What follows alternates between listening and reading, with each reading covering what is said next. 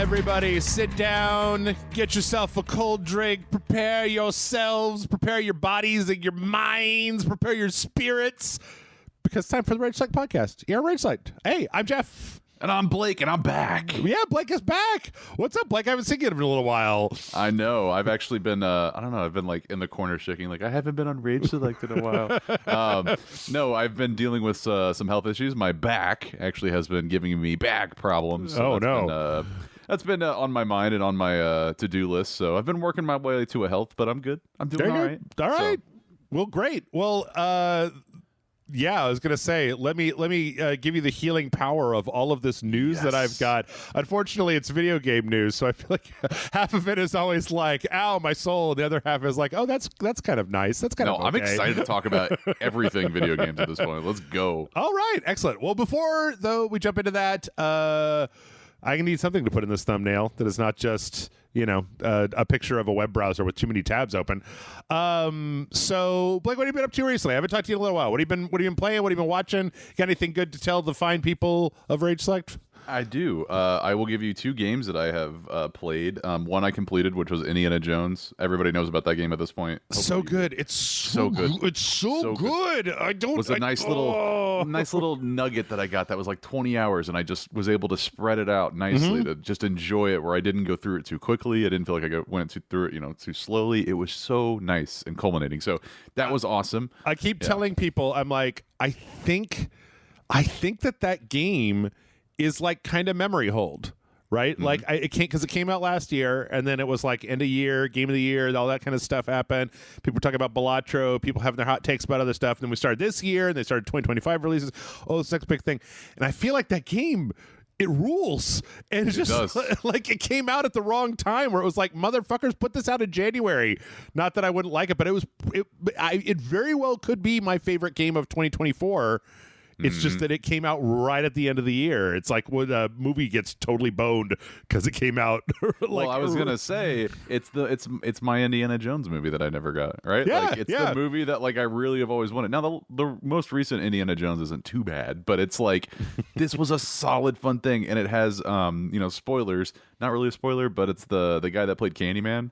Just such a cool, just a really cool character dynamic, and it's I don't know. I had a lot of fun with it, and I laughed. It was really funny. Yeah, and just I've always appreciate, one of the things I appreciate most about video games is when a video game synergizes like the gameplay and the character in a way that makes you play in a way where you feel like the character. And in this case, Indiana Jones, it's like every time you have a gun, you have a whip, you're playing a video game, but every time you get in a fight, you're picking up like a fucking 1930s fly swatter and like a frying pan and bonking some fascist on the head, like making here Troy Baker making a quip. And it was just like, this is amazing, this is incredible. I love it to death. So it was a lot of fun. And then the game that I'm kind of putting a lot of hours into needlessly is called Get to Work. And if people don't know what that game is, it kind of was popular on Twitch for a while, because I obviously watch Twitch streamers sometimes, and it's basically roller skates, a guy in a suit, and you got to get to work through a lot of ramps and shit, and it plays a lot at the idea of like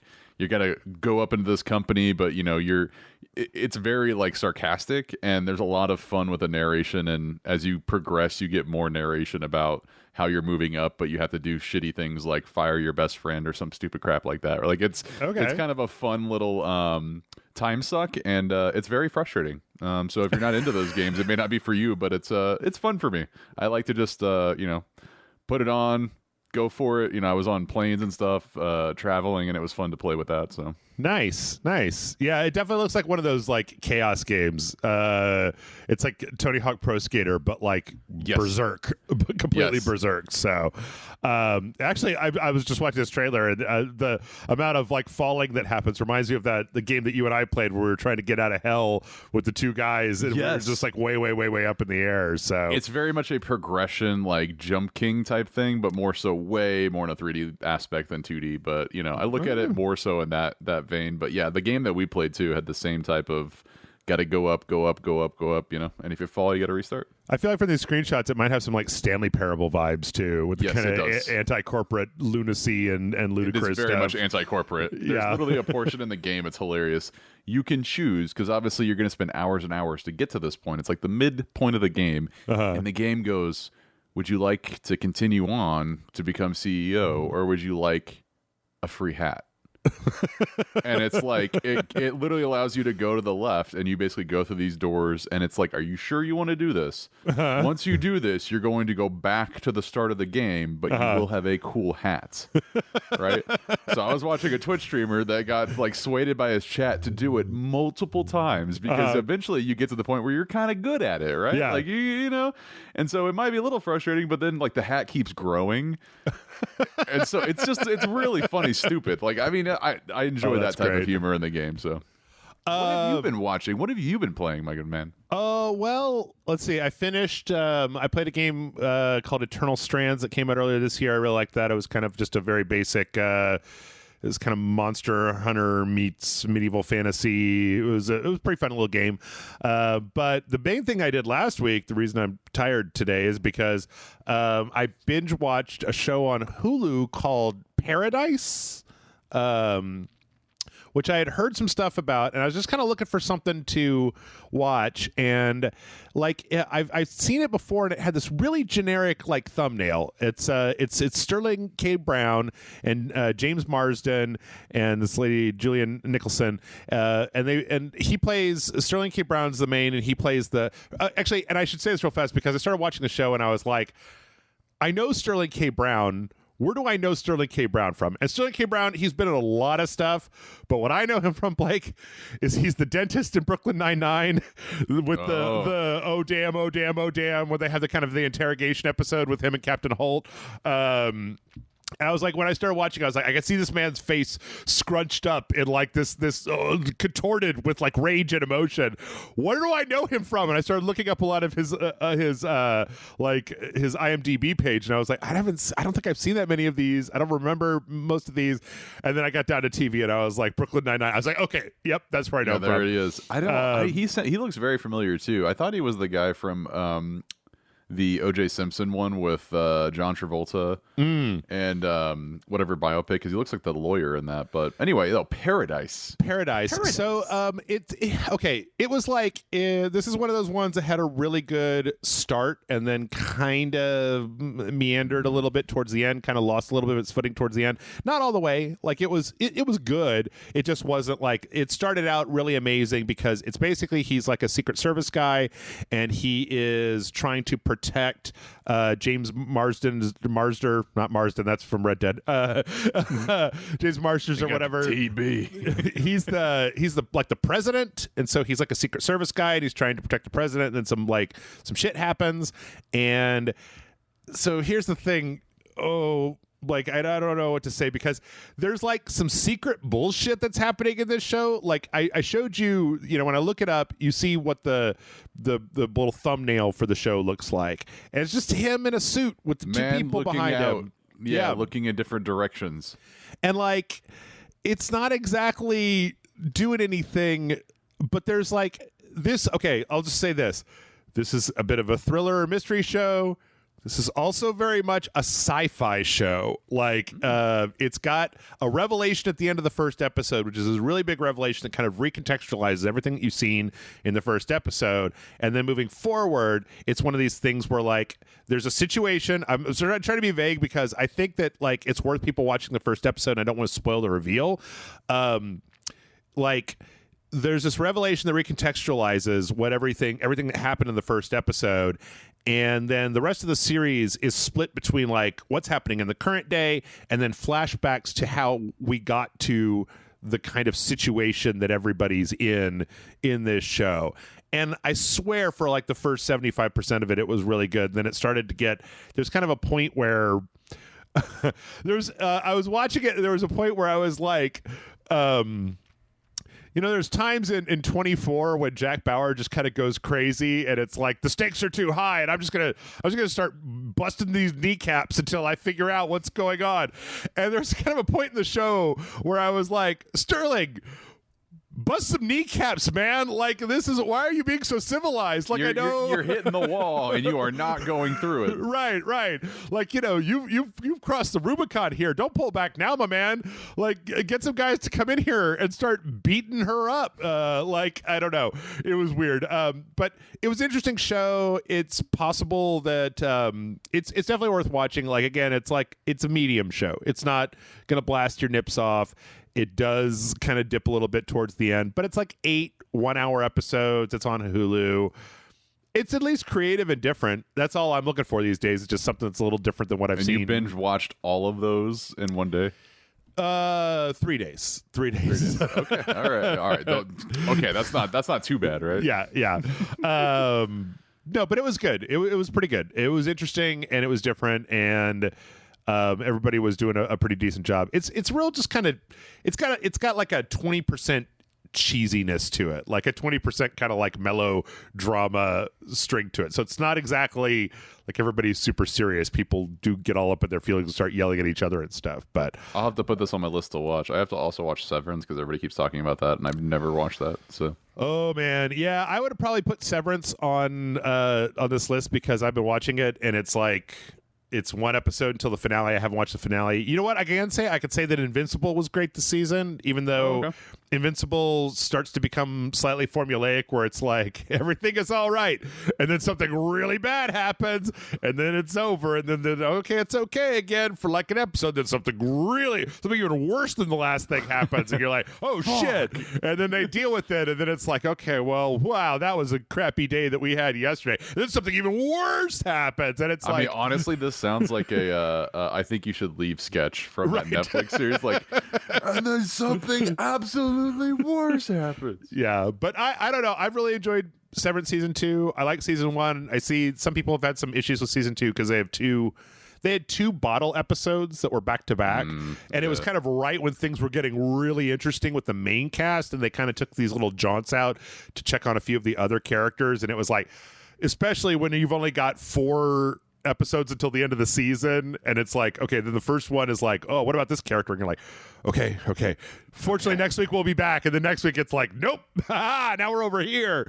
So, but I don't know, I really like Severance, but I also think that nobody should be in a hurry to watch it because it was like 3 years between season 1 and season 2. I literally was like, what the fuck is Severance? But then again, I'm completely like, woo, when it comes to TV shows. So yeah, I don't know. There's a lot of good anime coming in April. I'm really excited about the anime coming out in April.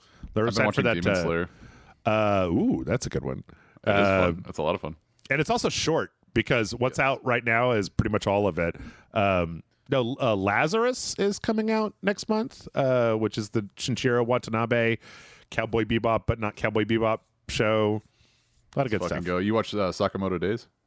Oh yeah, yep. I love Sakamoto Days. I really like that show. But my MVP for winter anime is Solo Leveling, and it's formulaic and it's over the top and it's an edgelord dream.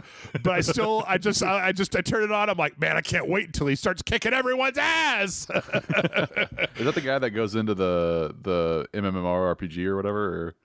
Or? Sort of. It's like, it's a world where like monster gates happen and then monsters come through, and so certain people have like powers, but everybody's at the same power, and then this one guy almost dies, and then it turns out that he's the only person in the world who can basically level up, and so he starts kind of secretly leveling up, and every time it's like, oh no, it's like, you watch anime, you know how this goes. Every time it's like, is this the challenge that's too powerful? This demon seems very sure of himself, and he's like, Hunter Sung, I've got you now. Eat you. Yeah. And then he's like, oh yeah, and then like everything explodes, and he wins, and he gets even more powerful. Next episode, the end. Yeah, dude, that formulaic I can get behind, man. Yeah, it's great. It's got incredibly good action animation, which is one of the only things about Sakamoto Days that I wish Sakamoto Days was like a slightly better animation studio, because it's just a little rough around the edges, and everything else about it is so goddamn charming that I wish it was just a little bit better animated. But yeah, and then I did I know we're probably taking too long on this one, but I also watched the entire Attack on Titan series. but I don't know if I talked about that at all. I don't know. Vaguely, it's been that long. I'm just like, I don't know. But that was fucking crazy. But yeah, that shit just keeps ratcheting up and up and up. And then that last season, once they explain what's actually happening, and you're like, that's what's happening? What are you talking about? And then, are you sure about that? And then after that, the revelations, it's like, wait, what? But we did get a kick-ass intro song for the rumbling, right? So that was fucking cool. That is true. That's true. Okay, well, speaking of Japan, we're going to start off by talking a little bit about Assassin's Creed Shadows today. Assassin's Creed Shadows came out the day that we're recording this, and I'm sure everybody knows it's been very controversial since it was announced. Seems like a big old deal. See, it's just, every so often, Blake, I feel like the internet really latches on to like one game. It's like, oh, there's a bunch of other games that you could have feelings about, but like, no, this is the one game that we have extreme feelings about. And for some reason, it's Assassin's Creed Shadows. So, yeah, so we got some, I don't know, there was some interesting news this week that happened because there was kind of an interview where folks were talking about how, like, because this was done in Ubisoft Quebec, and how they've kind of told a lot of their developers to just kind of stay off the internet. They advised them not to post about the game on social media. But the bigger thing, and the thing that I was really kind of interested in thinking about, is that apparently Ubisoft also has this team of lawyers and then this kind of offshoot like cybersecurity group that is basically, from what I read in this article, I read the original source article and I Google translated it, and then I've read a few articles that kind of confirm this. Basically, that you have this group that's set up to try to, I think, go after people who are directly harassing devs of the game personally. Now, I saw a few articles from a little bit more like, sites that I don't go to very often that seemed like they were, like the headlines were written in a way that was like, Ubisoft silencing critics with legal threats. And it was like... So I was like, are we going to get assassinated right now because we're talking about this game? Like, while we're talking, we're like...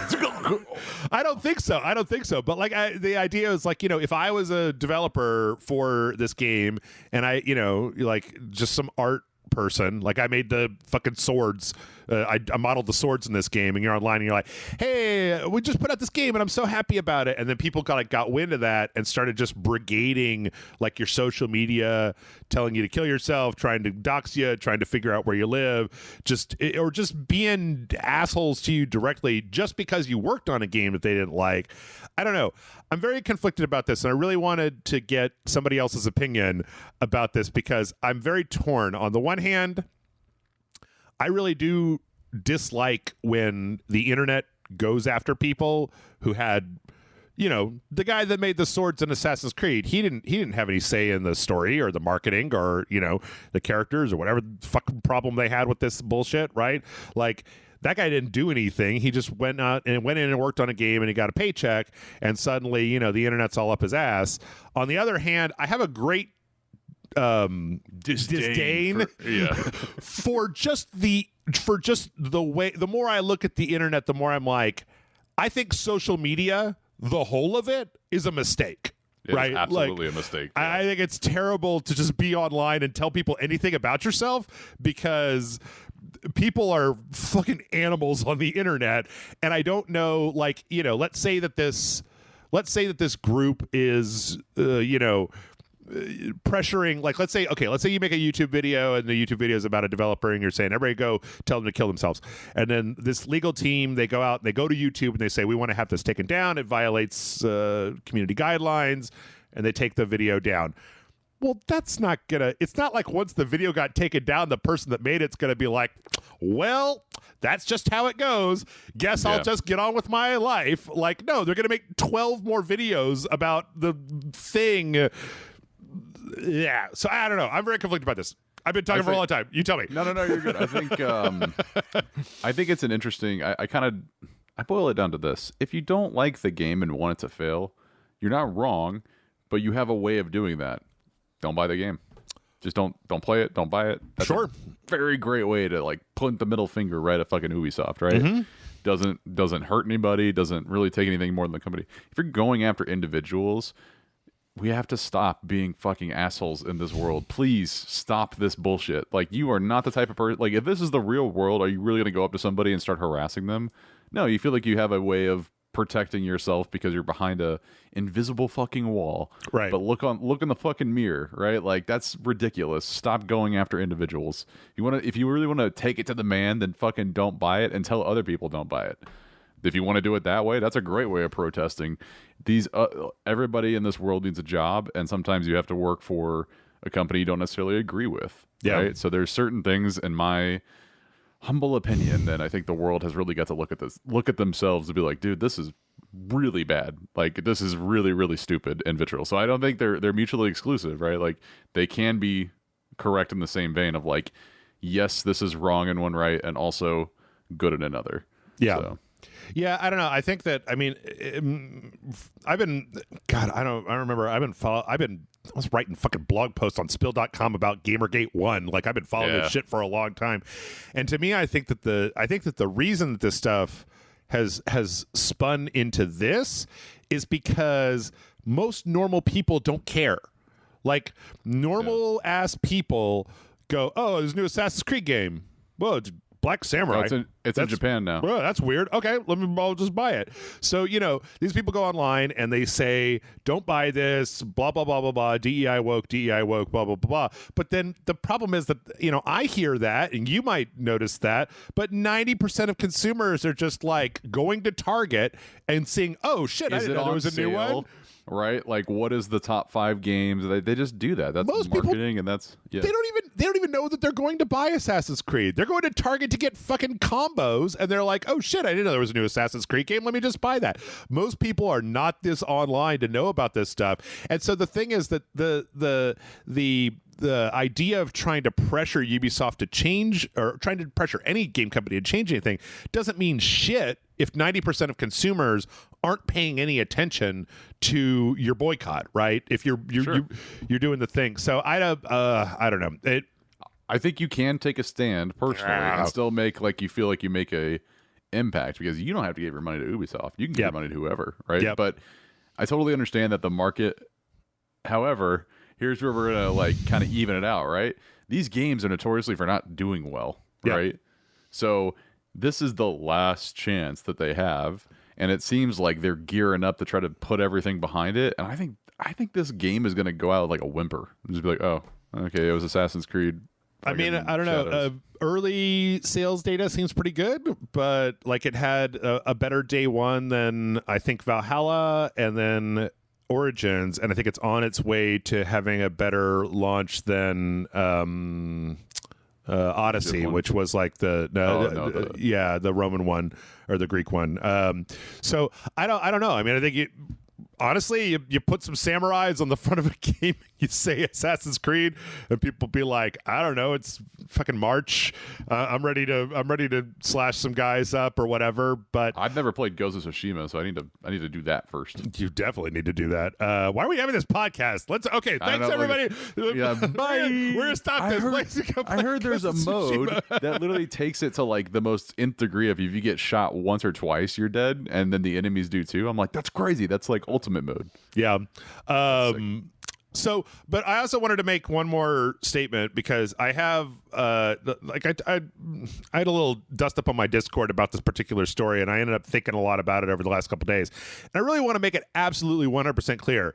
If anybody can point to a legitimate thing where like a person made a YouTube video that just said, I think Assassin's Creed Shadows is dick, I think it sucks balls, and I don't think you should buy it, and it sucks, and then Ubisoft and then whatever this team is like gets that video taken down, absolutely not. And that's not outside of the realm of possibility. I've seen companies do more draconian shit than that, and Ubisoft is not in a great place financially. Their stock has been going down. They delayed this to try to make it as big a launch as possible, because Star Wars Outlaws didn't do very well for them. Didn't do well at all. So, like, they are putting a lot of their eggs in this basket, and I could see that if they abuse this, if they, go after people who are just doing negative criticism, then yeah, that sucks and that's stupid and I think it's bad. It's what you do on the internet. You go, I think that one thing is bad. I didn't like that one thing. I honestly feel like when you first started this conversation and you said Ubisoft did this to protect the developers from people going after them, that really sounds like the story here, and then people are taking it to like this ridiculous degree of like censorship, which is like, really, YouTube censors shit for no reason other than the fact that they can. Like, it's not going to be Ubisoft. It's just going to be YouTube. I can tell you that. Actually, it's funny because if you want some censorship, I have some real censorship about this because there was a thing recently where oh God, this is a very difficult story. The Prime Minister of Japan was asked some questions about whether they thought that this new game was disrespectful by part of one of their kind of ultra-nationalist factions. And there was kind of a dust-up that happened where so there were two things that I know about. One was that they used the logo of like an actual group in Japan as on one of their flags, and it was like then nobody asked permission, and this is an actual thing because these are all set in like actual places, right? So it isn't just like fictitious whatever. The other one was they had a statue that had it was really strange. I looked this up today. A statue where Naoe, the lady assassin, is standing on like a broken torii gate. It's got only like half of it. And apparently, like after the, I think it's Nagasaki bombing. Oh, yeah. There was like a torii picture. gate that only has half of it up. And it's like been kept as like a symbol of what happened. And they were like, okay, please don't use this for your fucking Funko Pops. Ooh. But Deep burn. Yeah, one of the things that I thought was really interesting was that they had okay, so here's a quote from, let's see, was asked by a Japanese politician. So the campaign said, I fear that allowing players to attack and destroy real-world locations in this game without permission can encourage similar behavior in real life. Shrine officials and local residents are also worried about this. Of course, freedom of expression must be respected, but acts that demean local culture should be avoided. Now, I had to go look this up because what this stemmed from was a video where somebody was playing the game. They went to a shrine that was a real place. There was a bunch of unarmed civilians there, and they just started hacking them up because the open world game, you got a sword and you can do that if you want. Most games will let you do that. And then they went into the shrine, and the shrine was full of objects that were like in most video games, if you hit them they broke apart, and so the person just hit the attack button a bunch of times and it just smashed up the whole inside of this place. And they were like, okay, well, we consider that to be like deeply insulting because it's like defacing a shrine, to the point where Ubisoft actually has put out a day one patch for this game that I believe is in all regions, where now the stuff inside of a shrine cannot be broken when you go inside and hit the attack button. And if you attack any of the priests outside, all of the blood effects are turned off. So they just kind of go, bleh, and then like fall over. Weird. You fight the Pope as the final boss in one of the earlier games in this franchise. There's in Assassin's Creed, the one in France, you literally stab a priest through the confessional with your hidden blade in the ear to murder him. This is not a game that has been respectful of I don't know. I don't think this just goes back to an age-old argument about if you can do it in a video game, then a bunch of Westerners are going to come over here, run to a shrine and be like, Assassin's Creed, and start knocking everything over. And it's like, listen, no. Most of us can. I do believe that this game was probably not developed in Japan. No. Right? Because I just mentioned Ghost of Tsushima. I would assume, was that developed in Japan? No, neither one. Sucker Punch is an American company, and Ubisoft Quebec was the one that made this one. I mean, there were support studios all over the place, but I don't believe that Ubisoft has a specific development office in Japan. So what I was going to make a comment. So I don't know how Ghost of Tsushima was received, but I would say it's very... I'm not surprised that Japanese culture and the Japanese people are going to be outraged by something like that basically being done by anybody but themselves. Yeah. You know what I mean? Like, if this was developed in Japan, I feel like it would have probably have done differently with the whole, respecting of specific things in that culture. But I'm also like, are they also just outlandish to be like, I don't know, like it's a reflection of our culture being done by somebody that's not us. Like that's just kind of a thing in Japan that would, it's not going to fly typically, right? Like last time I saw something about the government specifically commenting on this, the way it was framed by people who know things better than me is that you have these like kind of super ultra nationalist party members who are using this because it is a lightning rod to then bring it up to basically be seen as like more to curry like support, right? Is that they're like we're defending, you know, the sanctity and the respect to the honor of Japan by telling these foreign companies that they're not allowed to let a guy go in and start busting up a shrine. And it's like, man, I don't know that anybody is like I busted up so many places in so many fucking video games. I've never taken it as an invitation to be like, well, you know, I shut up a convenience store in Grand Theft Auto, so then I went down to my own convenience store and busted up because I played it in a video game, and that's obviously okay. I don't want them ever to play a Lego game. That's dangerous levels there. Yeah.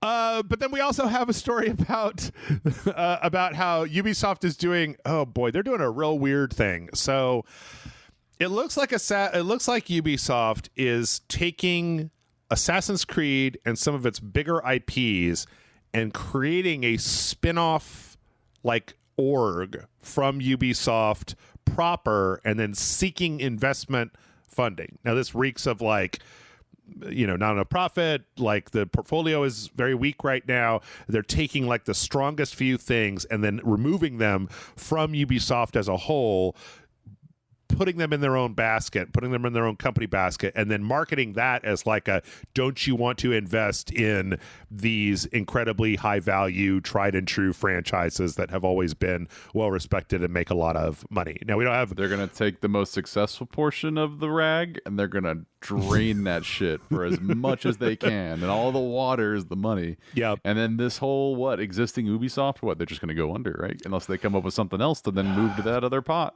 Maybe. Right? I mean, the thing is that like the thing with Ubisoft is that it's a family-owned company, so I'm not sure what their charter looks like. Can they, if the spin-off company manages to be incredibly profitable, it's possible that it might have the operating capital to hold up that organization as well as to transfer development money into whatever's left for more, you know, basic Spartan lower cost projects to then attempt to rebuild the reputation of Ubisoft proper, while this like greatest hits basket like kind of just generates revenue, and especially investment revenue. That's what I'm really getting the like it's less about like how much can those games make and more about like you don't want to invest in a company that's so mixed as Ubisoft, right? Like if I invest in Ubisoft, I don't know whether I'm funding, you know, a proven moneymaker like Just Dance or Skull and Bones, right? But like you're rolling the dice needlessly again and again and again, right? Yep. Whereas if you can spin off a separate org, then like, okay, great. Still though, that's not a good sign for a company that's been around this long, that has this pedigree, that they've managed to fucking like just dig themselves down into this ditch. Like, I mean, I just feel like we're in a environment right now from a video game perspective of franchises being tossed around back and forth through developers as they fail and get put under, and you know things get shifted around. And then you see Halo on PlayStation, right? Like it doesn't end. But I think I don't know. I think Assassin's Creed and anything in general that has become way too much just needs to go away for a while. Mm-hmm. Well, Assassin's Creed build momentum. Assassin's Creed has been gone for a little while. Let's see. Well, Valhalla was like 2019, I think.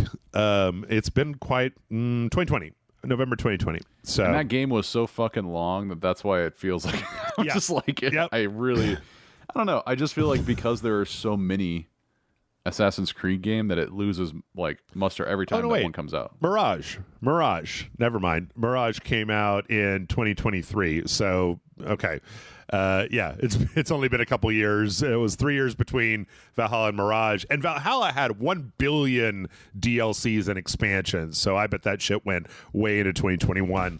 But it just seems like why continue to do more and more and more. Just give it time. It's like the James Bond drop from the License to Kill to GoldenEye was so good because it was from the 80s to like the mid 90s. Yeah. And all of a sudden James Bond comes back. It's the Cold War. It's like, you know, like they were able to kind of encapsulate like that timing and that like culture to be like, oh, James Bond's back. Like if you build that with Assassin's Creed, maybe you wait 10 years, 15 years, you're going to have a bigger launch and a bigger success than you would streaming out fucking 2 or 4 games a year. But I don't know. It's business strategies, whatever. Sure. I mean, I've said this about Star Wars for years.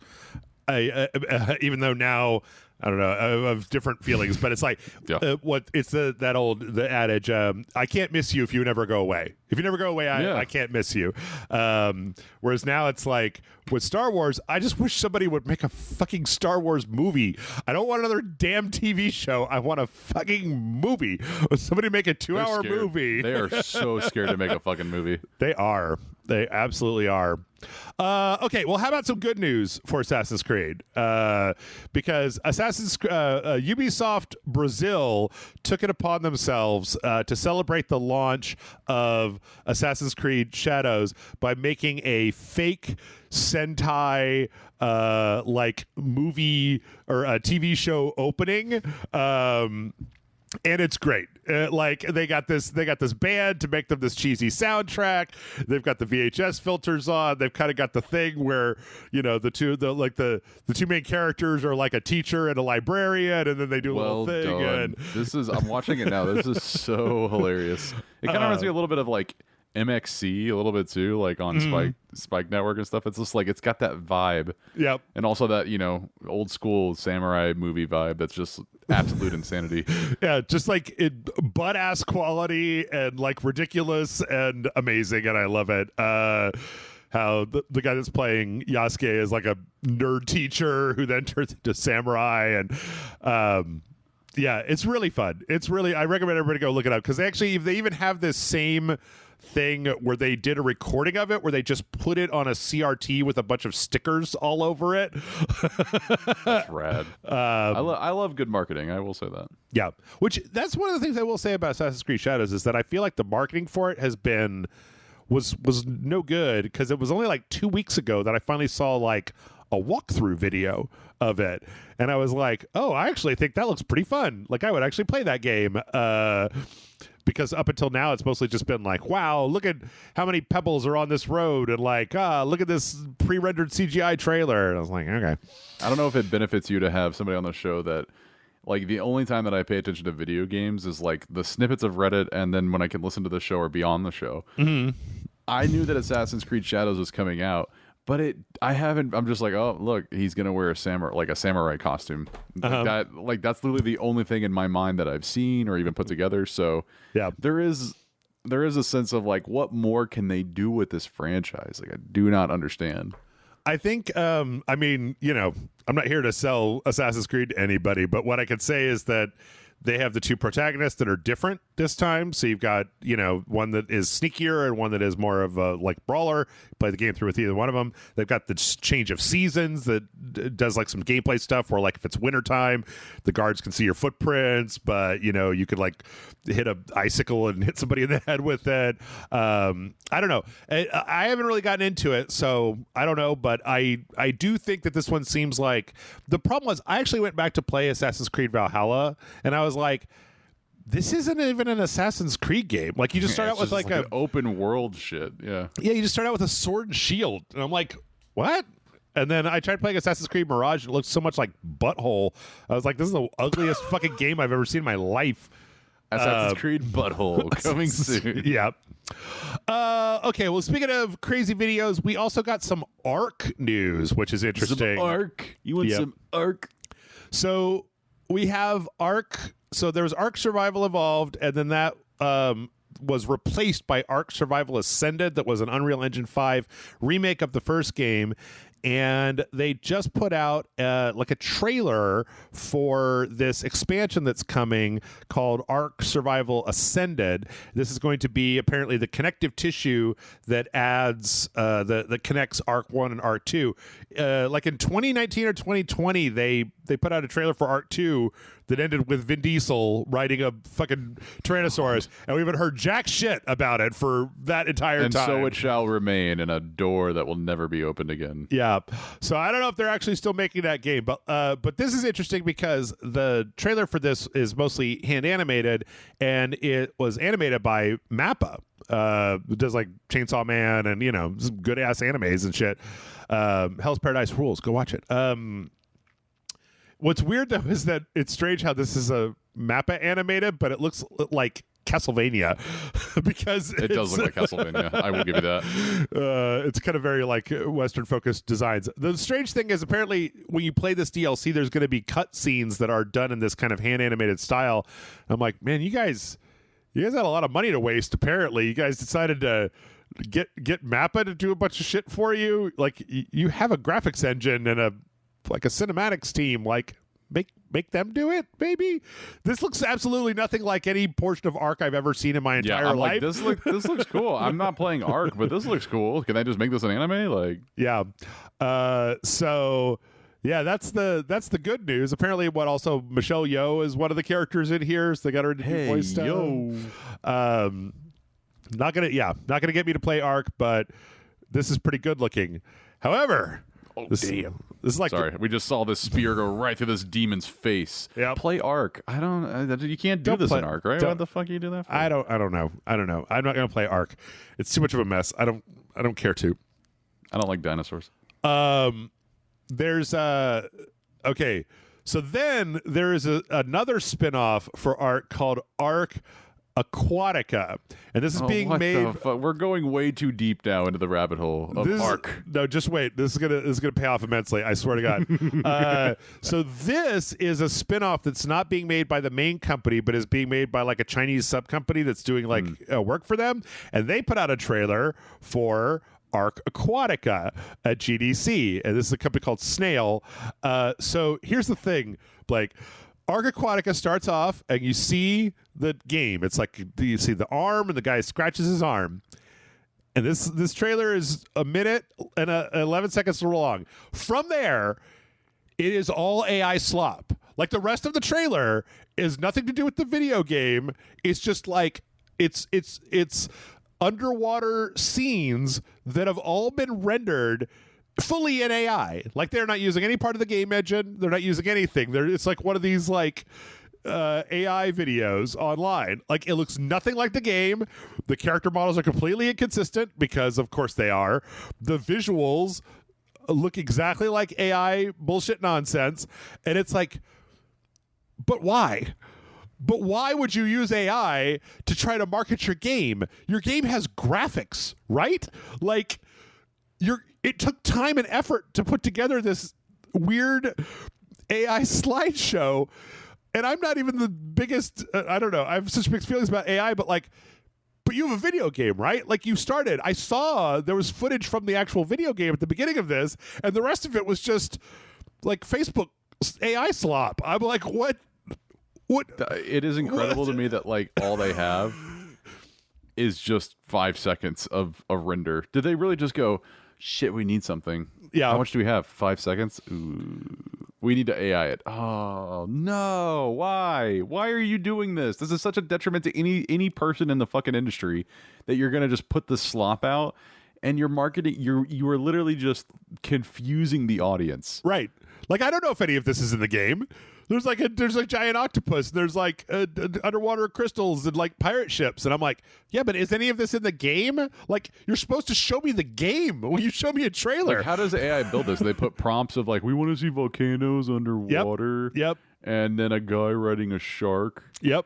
Like, just... I don't know if you can ride a shark in this game. I know the AI thinks you can. Here's a guy without a helmet underwater looking at it like a coral reef. I don't know what the fuck that is. Are you able to do that in this game? Even the logo looks like it's AI generated. You know what I mean? Like, just Ark, so many A's. Too many A's on that screen. AAA bullshit. The thing is that it's like, I don't know. Again, I have mixed feelings about AI. I think that it could probably be used in some ethical ways. I don't think it's being used in ethical ways right now. But this like defeats the point. This is like reviewing a movie and then talking about like how the popcorn tasted the entire time. Like, wait a minute, but you have the movie. You could have on this. You could have talked about the movie. Why are you talking about the popcorn? Why are you showing me the fever dream of a computer? You have graphics. You have an engine. I know Ark is a video game that exists. Why are you doing this? Man, moving desktop backgrounds are more interesting than this fucking AI slop. Oh my god, yeah. It's crazy. And then the main studio has just completely thrown them under the bus. They're just like, people came at them and they were just like, well, you got to go talk to those guys if you want to know what's going on. I don't know. We don't have anything to do with that bullshit. In name, they're just Ark. Yep. And with that, we're going to go ahead and wrap up part one. We still have a lot of news left to go, so you guys are going to want to stick around for part two coming to you in just a second. If you don't come back, we're going to know. Yes, that's true. That's good. That's very true. We have stats and metrics for that, so you don't want to be on that list. I have a legal team. It's just me with a mustache on, a second mustache over my existing mustache, and a hat. All right, and a cool hat, We'll see you in a minute.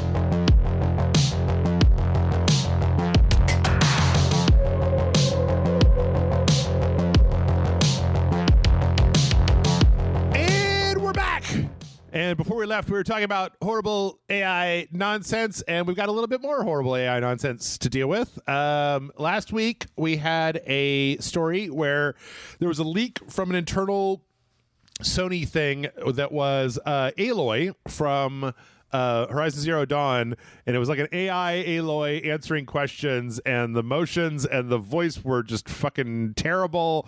And this week we kind of got a response. This was from Ashley Birch, who is the person who does Aloy's voice, talking about like kind of their reaction to it. But on TikTok, basically, they're part of the right now. There's a strike, a voice actor strike going on in the video game industry. They're basically just trying to get the video game industry to be like, you're not allowed to use my voice in your AI bullshit forever. You're not allowed to just take what I've recorded and then use it to create infinite AI copies of me. And the industry's like, I think that's unreasonable. I think it's completely unreasonable. You guys are being unreasonable. Shut up. Anyway, I recommend everybody go watch this TikTok, but Ashley Birch basically was just like, I'm sad that this is a thing. I'm sad that apparently Guerrilla Games reached out to say that when they made that Aloy thing, like they didn't actually use any of Ashley Birch's voice data for it, so it wasn't like trained on her voice. And yeah, it's that's a little bit of cold comfort in that, like, you know, part of that character is the voice. Although it does bring up a question about like if this company created a character, you know, they drew that character, they rendered that character, they modeled that character, and then somebody else put the voice of that character, like who owns what? Because it's not like Horizon Zero Dawn starring Ashley Birch that looks like Ashley Birch. It's Horizon Zero Dawn starring Aloy, which makes things a little muddy, but this AI thing makes me really on a fast track to like The Matrix or some shit where we're really just gonna like, what if we just all collectively just leave the internet? What would happen?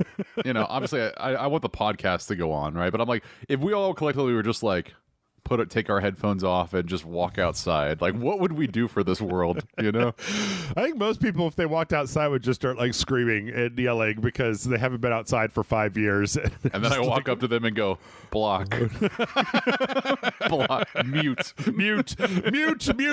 You're all muted.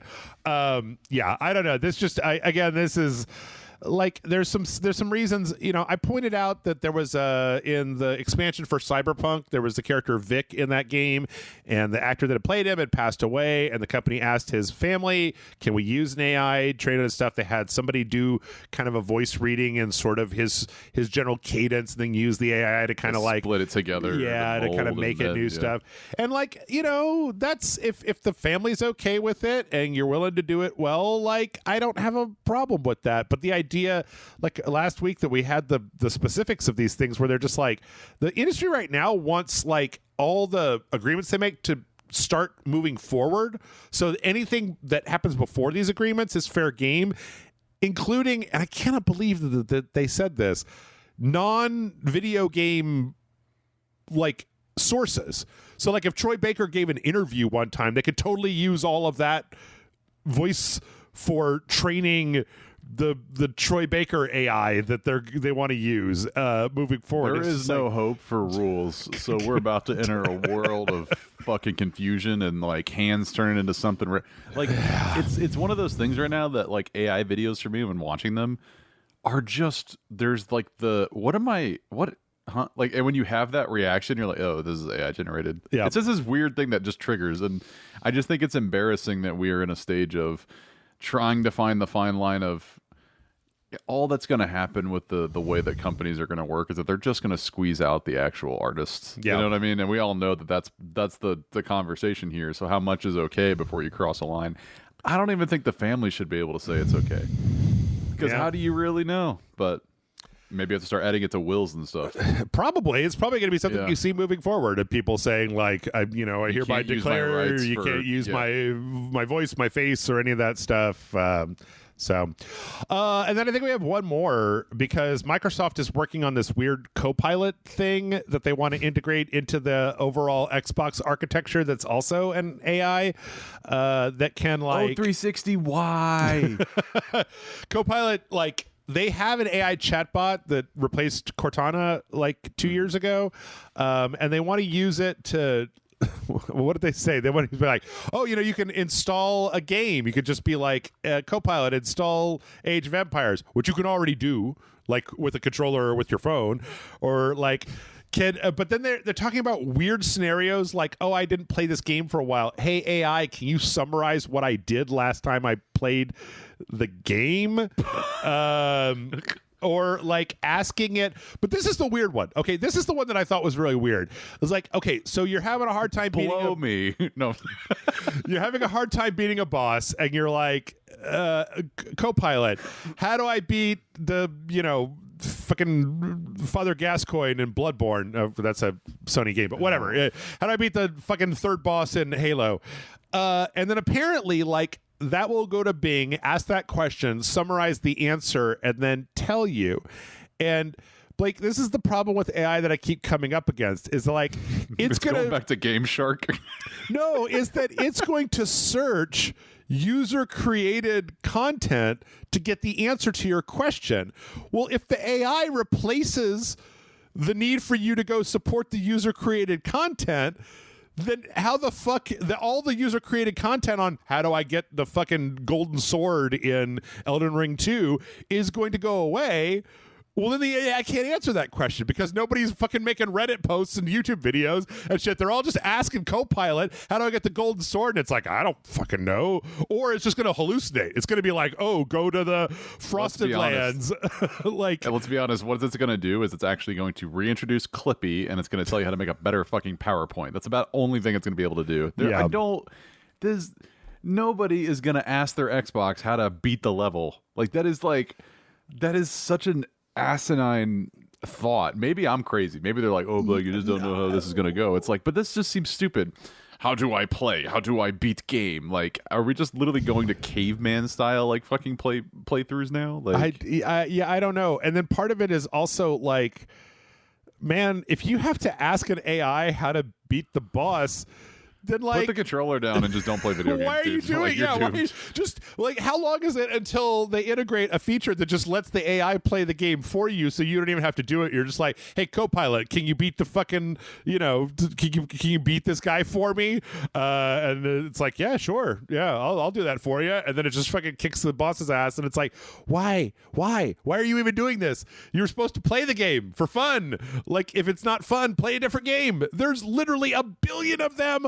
But why? I love taking this back to like Siri. Siri was released and it was supposed to be this next level aspect of whatever. Yeah. But at the end of the day, you ask it to change a song and you ask like what the weather is. Like, that's it. There's nothing like, so in this scenario, what exactly do you think people are going to ask I don't know. There's nothing that you care about. Like, and also I've tried using these voice assistants for a long time. None of them work, and it's just like I could just do it. I could do it. Like, oh, hey Siri, play. Oh no, wait, hold on. Somebody might be listening to. No, do it. Yeah. If you're like, hey Siri, play. I want to be sedated by the Ramones, and then it's like, do you want to hear Billy Joel? And I'm like, no, I said the Ramones, and it's like, which Ramones song? I'm like, I want to be sedated. I could have had it playing by now, Siri. Yeah. God damn it! I could have been listening to the Ramones. I could have pulled up my phone and gone like beep boop boop, and then I'm listening to the Ramones. So. There's just parts of my life that I don't want automated. Believe it or not. It's faster a lot of times just to push buttons than it is to use your entire voice to ask for some bullshit.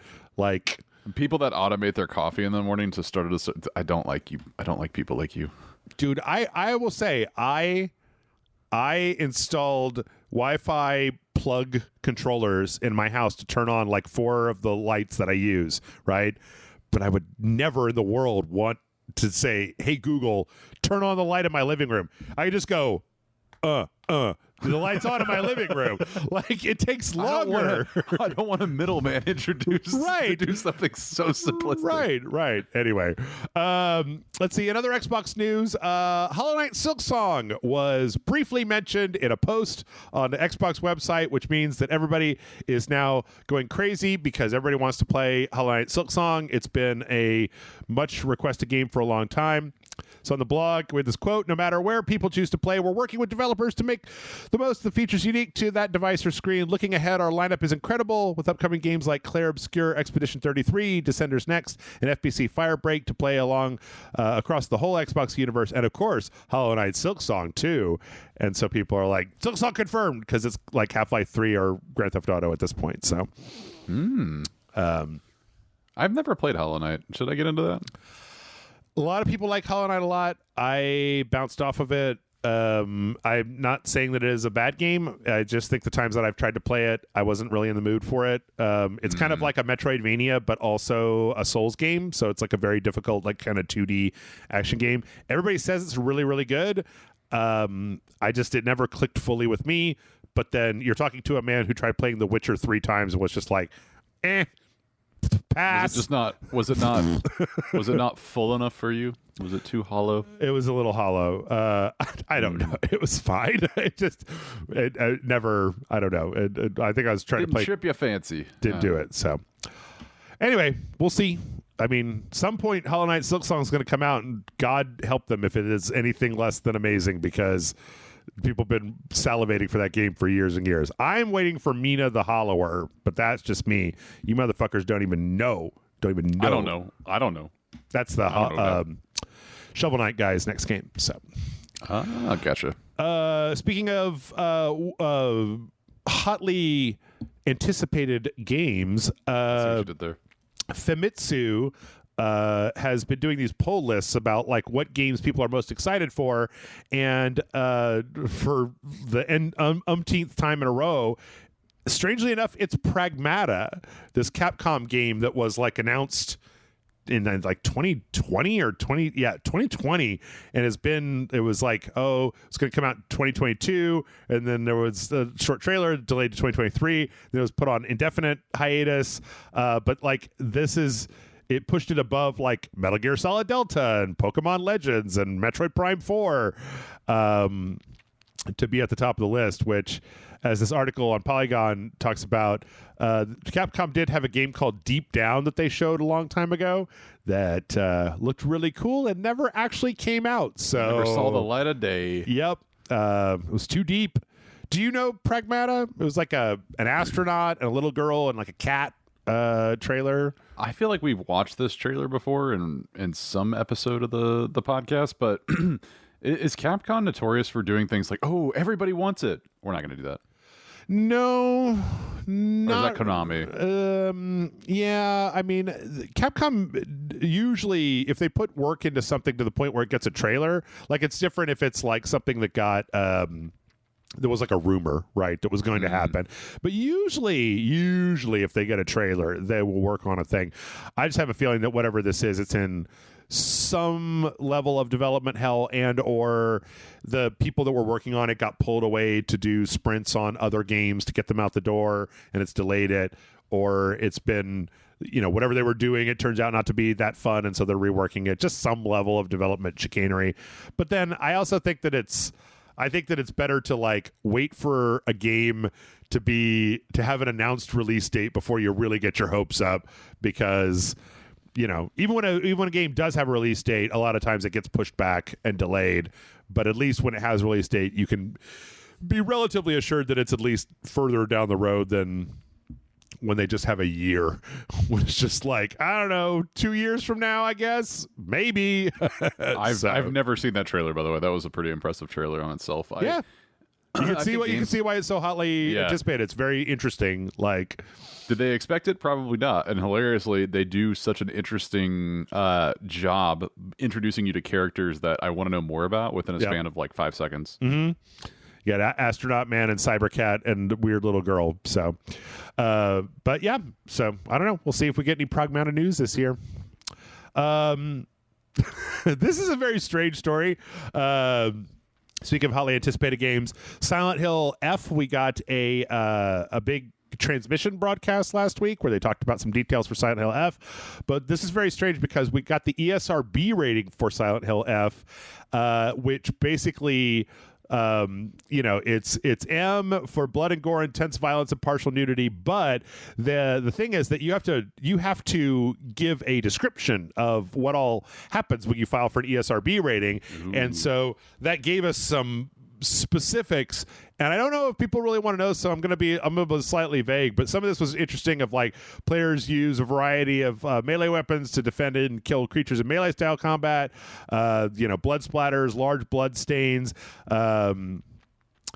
and then it talked about some of the things that can happen to your character that are pretty extreme, that are like, whoa. Some of that, like, Lara Croft Tomb Raider fucking shit.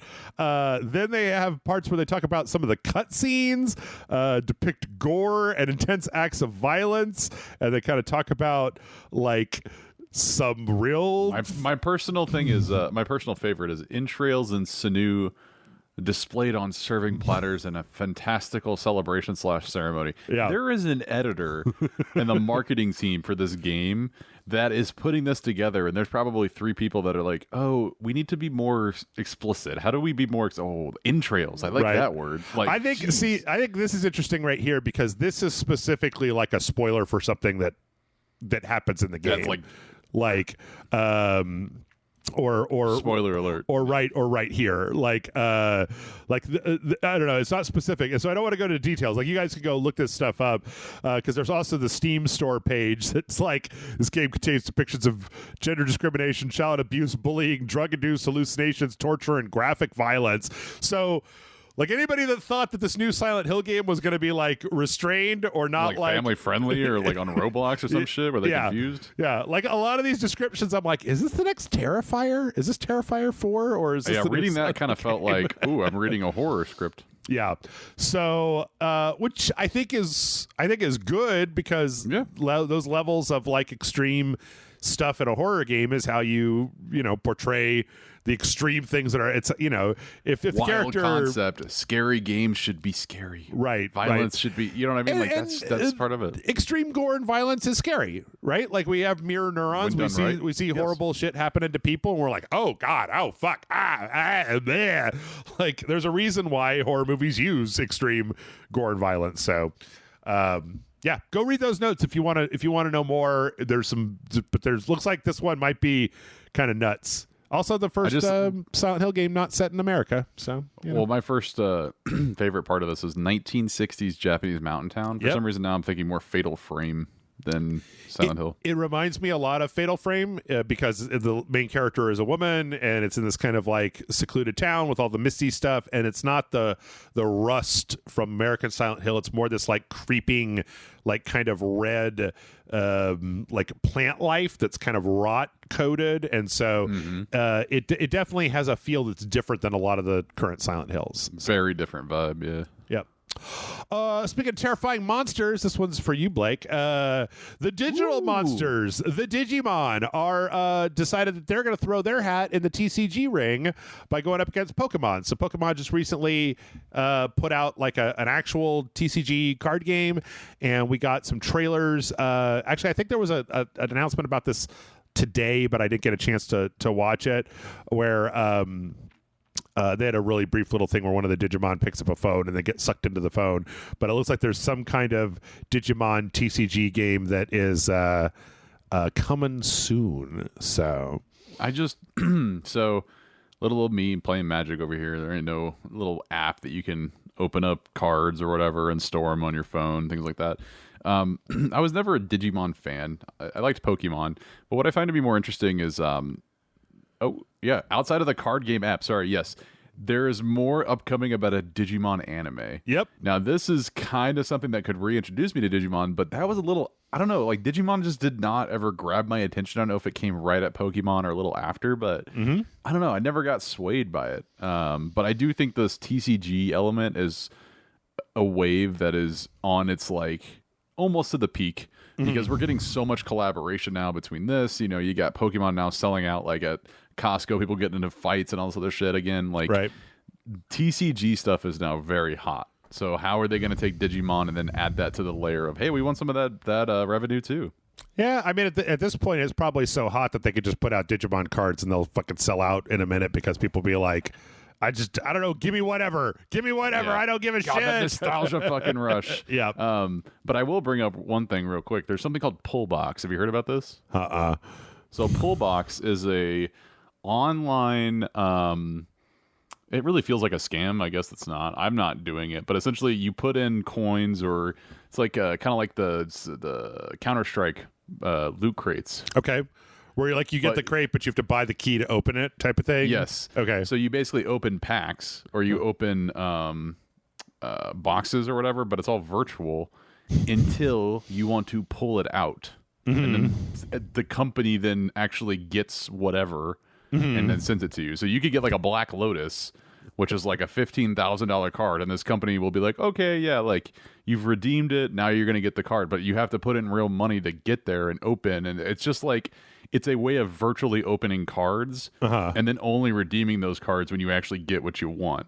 Interesting. It's a very interesting idea. So I don't know if Pokemon and Digimon are going to go that way too. Maybe it's already a part of it, but that is somewhat of a newer thing that I've seen. From what I've seen of Pokemon, I don't think they got to do shit. I think they just put the Pokemon logo on a thing, and then people bum rush the store. They're lining up outside of Target on day one, and they're fighting each other with ice picks to get a fucking unopened pack of Pokemon cards for some reason. So, I went to the Pokemon store in Japan, and it just felt like I was not like I didn't understand it. You know what I mean? Like I was like, oh, I like the original 150, but like. What the fuck is this? What is this trash Pokemon? What? I don't understand. It's above my head now. Well, speaking of Pokemon, we got some news from Palworld that was from Pocket Pair, the makers of Palworld, which is kind of interesting. And this isn't like anything really specific. It mostly is just they were talking about when the lawsuit came from Nintendo, and they talked about how it very much took them by surprise because they had done a lot of legwork beforehand, talking to a bunch of lawyers to make sure that the pals in Palworld were not going to be close enough. Distinct. Yes, that they were legally distinct enough that they were not going to get sued by Nintendo. And then Nintendo sued them, and they were like, wait, what? And it was for the mechanics, not the actual likeness rights. It was like, oh, your character throws a ball at a monster and the monster goes in the ball, and it's like, fuck, we didn't think about that. We didn't think that they copyright throwing balls at monsters. Son of a bitch. It's like a half and half of them protecting their trademark, but also them being like, if you do anything with monsters and capturing them, they have that domain. But I don't know. Like their Palworld's still successful, so I don't really feel like it's going to kill it. Like I think it's fine. I don't think so either, especially because last time this story came up, the amount of money that Nintendo's asking for was like ludicrously small, and I don't know if that came with like $500,000 or some shit or something like that. Yeah. I don't know if it came with an injunction. They were supposed to stop selling the game or do some bullshit. But like the other thing is that Nintendo is out on a limb because no, I patented throw a ball at a monster in a video game, and it's like, can you patent throw something at a monster in a video game? like that's a pretty wide concept. So yep. Agreed. Anyway. Speaking of lawsuits, this one is a bummer to me. There was a game that was announced a little while back called Mekarashi, and basically it had an interesting trailer, and it was a big the trailer was this very kind of cinematic thing with mechs shooting at each other. I love mechs. I love shooting mechs. It was very kind of artsy fartsy, and I was like, oh, that looks kind of interesting. I wonder what kind of game it is. I wonder if it's an Armored Core. No, it is a front mission. It is a tactics, top down, move Advanced down the squares war type thing. Yeah, well, more of like an XCOM than Advanced Wars, because it's more like the small unit tactics. And I was like, oh, this looks exactly like Front Mission from Square Enix. Well, it turns out there is a reason for that. The company that made this is called Blackjack Studio, and they were making a Front Mission game for Square Enix called Front Mission 2089 Borderscape.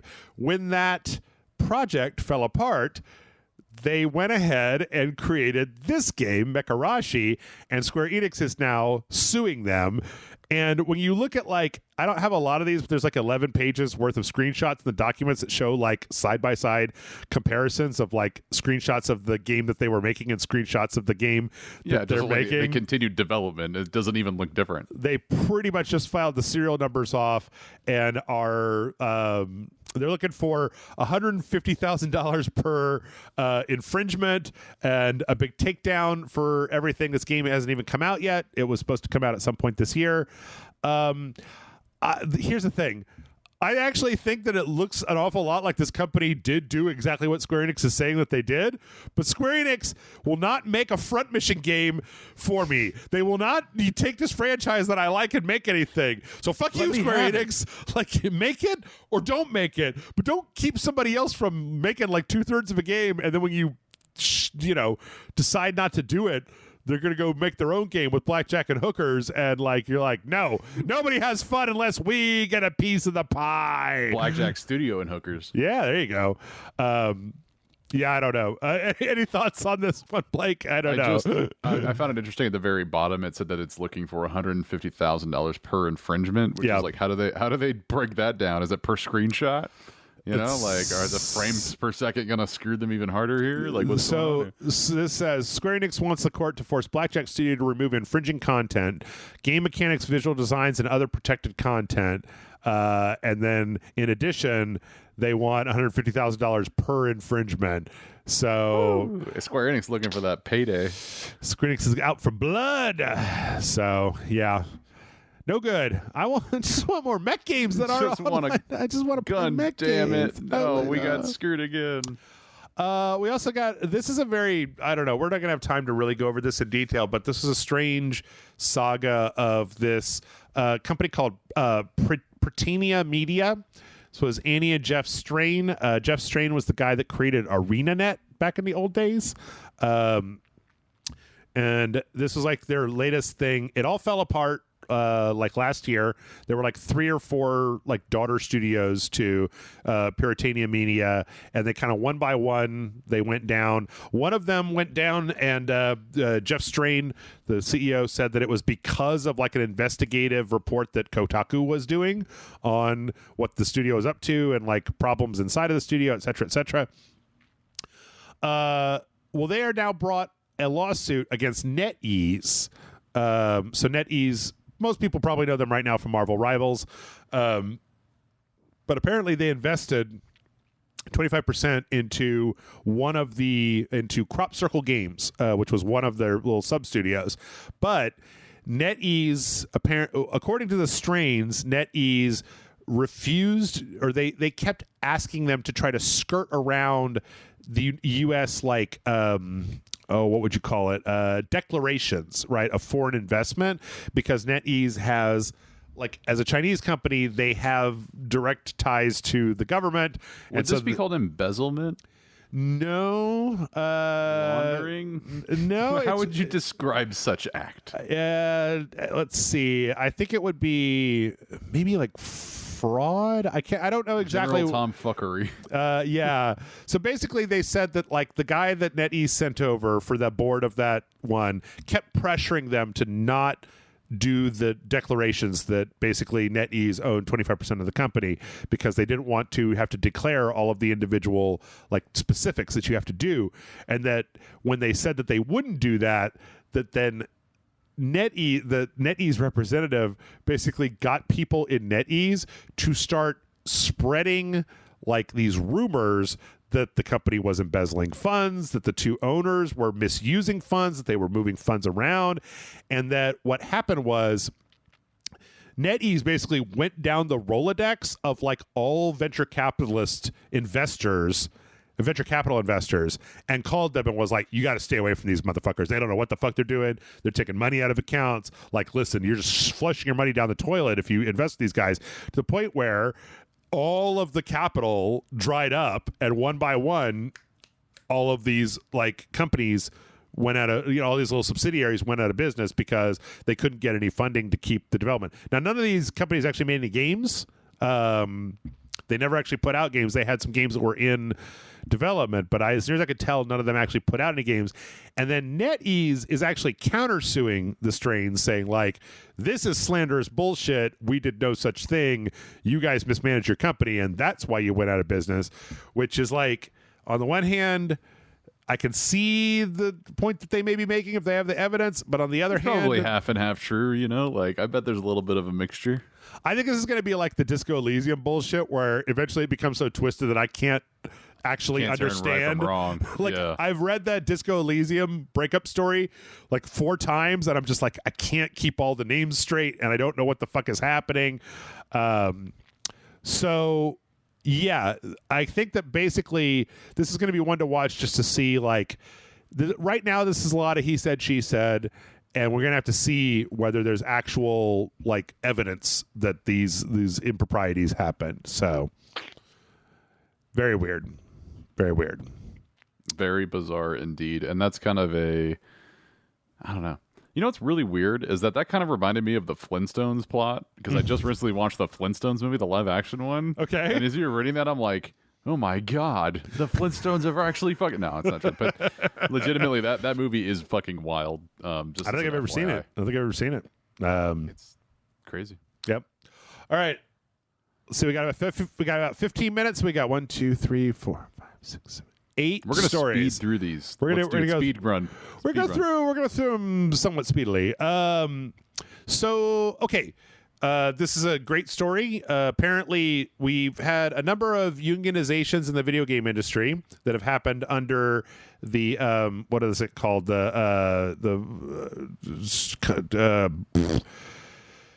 UVW?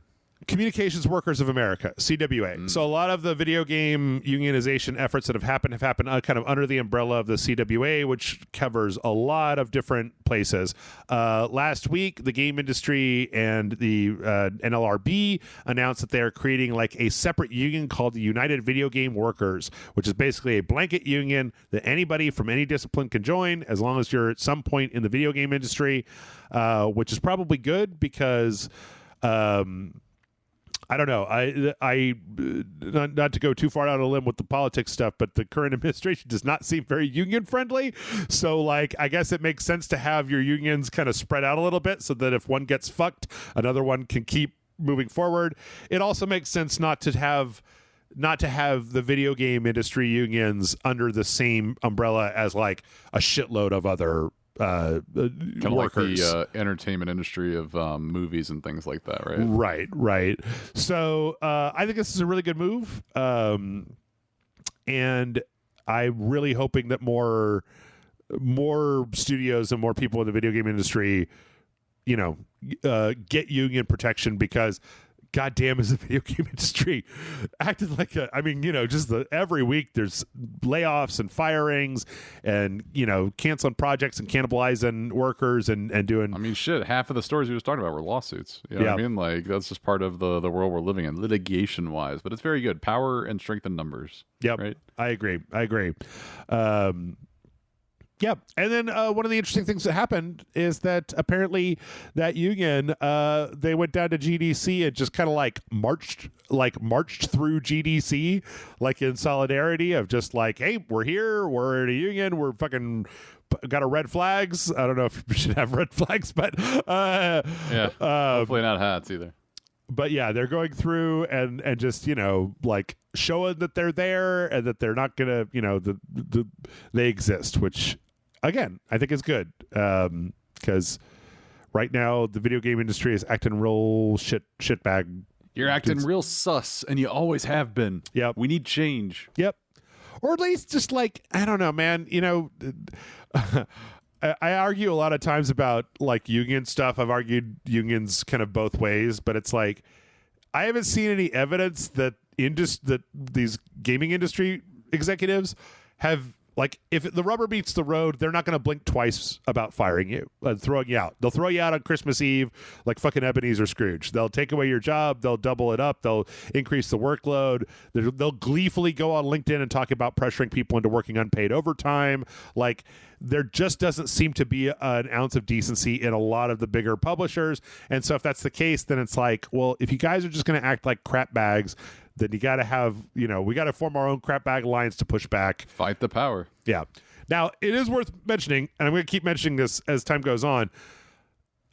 If a lot of video game workers do join unions, that means that like video games will take longer to make. They will take a lot longer to make, because if you have a strike, if a company is not doing things, it might mean that there's a general strike where like all video game workers just stop doing it. But like at this point, I'm just in favor of people getting paid for what they do. Let's not pretend. Everybody on this call, you can open up your fucking Steam list. I know you can. Yeah. And you can look at all those fucking games that are just there catching strays, not being installed and played, right? Yep. So you need to go in there and do yourself a favor and just wait. I watched good games are good games. It doesn't matter when they come out. I watched a video last week about Fallout 4 and why it sucks, and I installed Fallout New Vegas on my Xbox, and I was like, I don't think I ever finished Fallout New Vegas. Maybe I should try again. And I was like, no, Jeff, no. Assassin's Creed comes out tomorrow. You can't start Fallout New Vegas today. You can, though. New Vegas is so much fun, and I also think that there's a little bit more of an appreciation to the hard work now in those time frames to be like, hey, man, I'm going to go play New Vegas. It's a buggy mess, but it's still fun. Yep. Let's see. Speaking of buggy messes, I don't know. That's not as good of a segue. So recently this is kind of funny. So Josef Fares is the head developer for Hazelight. They made Split Fiction. They made It Takes Two, Brothers, Tale of Two Sons, and all that stuff. All those games have been published under Electronic Arts. And Josef Fares in a recent interview was like, I don't understand why everybody hates EA so much. We just do whatever the fuck we want. They leave us alone. And it's like, well, yeah, yes, Joseph, you have enough cachet that they don't want to fuck with you. Like you're making hit after hit after hit. Wait until your game stops making the projected amount of money. Then we'll see. But like, yeah, he said that whenever he has a good relationship with them, nobody believes him. So for some reason, people like to hate EA. I don't know why, he says. But Josef Fares is a real character. I think he's real fun. But he also says, this is another one of the quotes from a PC Gamer interview, the problem with the whole capitalist idea is that you need to make more and more and more and more money. This doesn't make sense because at the end of the day, you'll make stupid decisions. But I just hope in the best of worlds that you take less of these stupid decisions and focus on what you truly, truly want. And those are the games. So I agree. Yep. And I can't wait. I'm doing a full playthrough of Split Fiction. I can't wait to get started. We just have one more week until it gets started. So nice. Yep. I'll have to check that out. And you should too. Yep. Let's see. Okay, so EA may not be the world's crappiest company, because recently we got this story about GTA Online, where they have a thing on the Rockstar's website. If you go to Rockstar's website, it's like, lapsed players of GTA Online, come back and we'll give you 3 million GTA bucks. Now, what they don't tell you, or they do tell you here, but you have to scroll down a little bit, is when you log in after you've been lapsed for a certain amount of time, you get 1 million GTA bucks. It's like, wait a minute, I thought you got 3 million GTA bucks. And they're like, well, you get 1 million GTA bucks, and then if you purchase a Great White Whale or Megalodon Shark card, you get an additional 1.5 million GTA bucks. So you buy a gift card. Which those are like $20, $50, and $100, and the $20 one actually gives you 1.5 million bucks. That's what it is. And then if you become a GTA Plus member, which is $8 a month, you get the other 500,000 GTA bucks, equaling 3 million. It's like, okay, so if you log back in and then spend $28, then you can have the money, or you could just buy the shark cards that you wanted without a subscription. So I read all of this, and this is also, I feel like, there's been a problem with GTA Online with hacking, right? Yep. And it's very prevalent. And the problem with is, okay, well, I don't hack. You go into the game. Who cares? Right. If you want to play GTA Online even just a little bit and you want to start having progress, you have to buy things in that world legitimately and then store them and then have that, and then you can keep progressing, right? Yeah. You put in hard money, you put in hard time, right? The GTA and the Rockstar would literally ban people. And this would happen all the time, is that literally hackers would just give money away. Like literally just like start spawning money, and you Yeah. You know. And it came to a point where people started getting banned just because they had a bunch of money that hackers were just throwing out of planes, and you walk over money, you pick it up in this game. It's not like you can prevent yourself. So people are literally getting banned because they have a ton of money that they got via hacking or whatever. And it was like, Rockstar's like, nope, close the account. Doesn't matter. Let's restart. It's like, what the fuck? How are you supposed to keep yourself from picking it up if you just get it automatically? Like they'll, oh, well, you just don't interact with the hacker. No, they spawn you to them and give you the money. It's almost like it's extortion. Yeah. Yeah. No good. No good. Okay. Let's see. Now I think we're down to actual lightning round. Sorry, I took that. No, that's all right. That's all right. It's all right.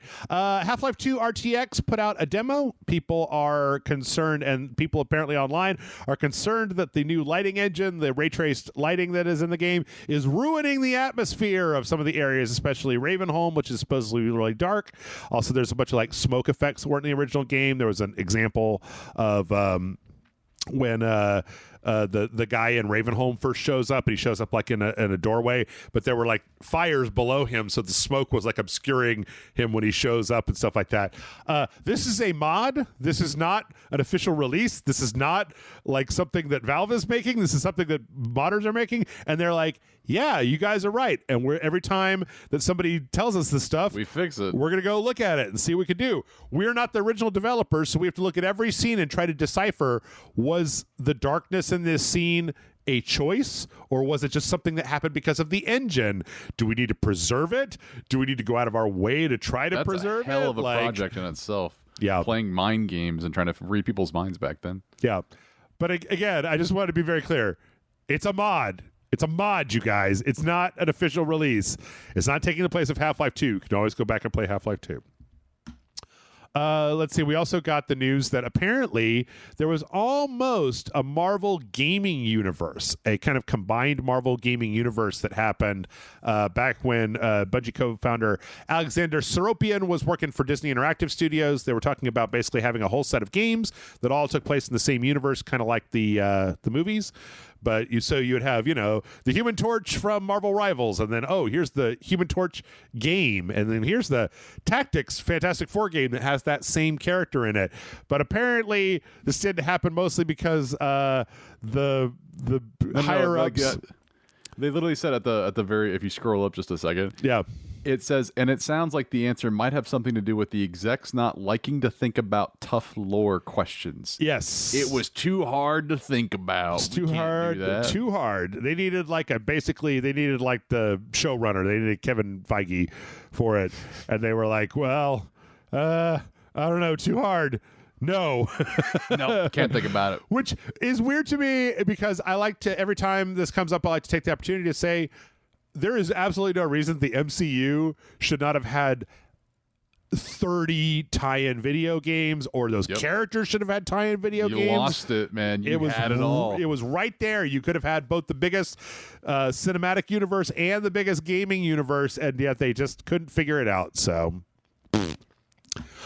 speaking of big companies that can't figure shit out, Star Wars Hunters is getting shut down.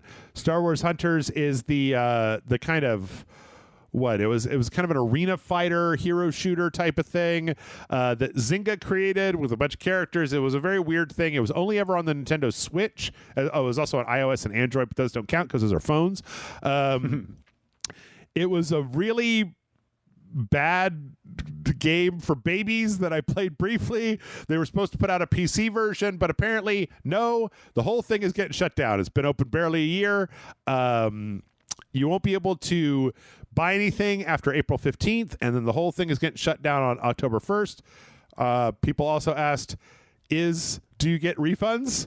And the answer is no. You do not get any refunds. If you have currency, you better spend it and enjoy it now. If you've got battle passes, you better complete them because nobody's getting their refunds. So going bye-bye. Yep. Every dollar you spent was just set on fire and thrown into the void, into the pockets of Zynga. And it's as if a dozen voices cried out in horror and were suddenly silenced. I don't know. This had some potential, but goddamn, was it ever microtransacted all to shit? It looks like shit that way. It was horrible. And then real quick, there was an interview that happened with the Jackass CEO of Saber Interactive, Matthew Karch. This guy, the reason I call him a jackass is because he loves to defend Lars Wingefor, who was the guy that created Embracer Group and bought up all those companies. And then when the $2 billion worth of Saudi money didn't come in, we were shutting down companies that have been around for 20 years because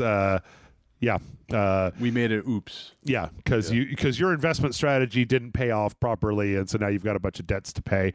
But apparently, when asked about their general portfolio, one of the things that's in that portfolio is the Star Wars Knights of the Old Republic remake that was announced, 2021. Yeah, 2021, and we've heard nothing. Like, it was actually under a whole different studio. They went to Lucas and they showed off what they were doing. The director and the art director were both immediately fired. Fuck. The game was like retasked, and we haven't heard anything. But apparently, it's still gonna happen.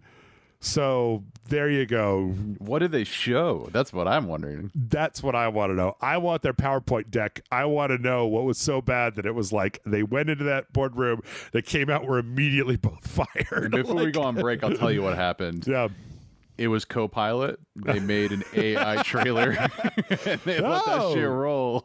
unless it was 2021 and they were using like the 2021 Midjourney, the one that was used to make GPT. Yeah, that like Will Smith eating spaghetti video. It was just that. It was Darth Vader eating spaghetti. So, and with that, we're gonna go and take a break. We come back. We've got a crap load of trailers because there was a lot of stuff that happened last week. So stick around, and we'll see you in just a second. We're doing roll call. Better be back.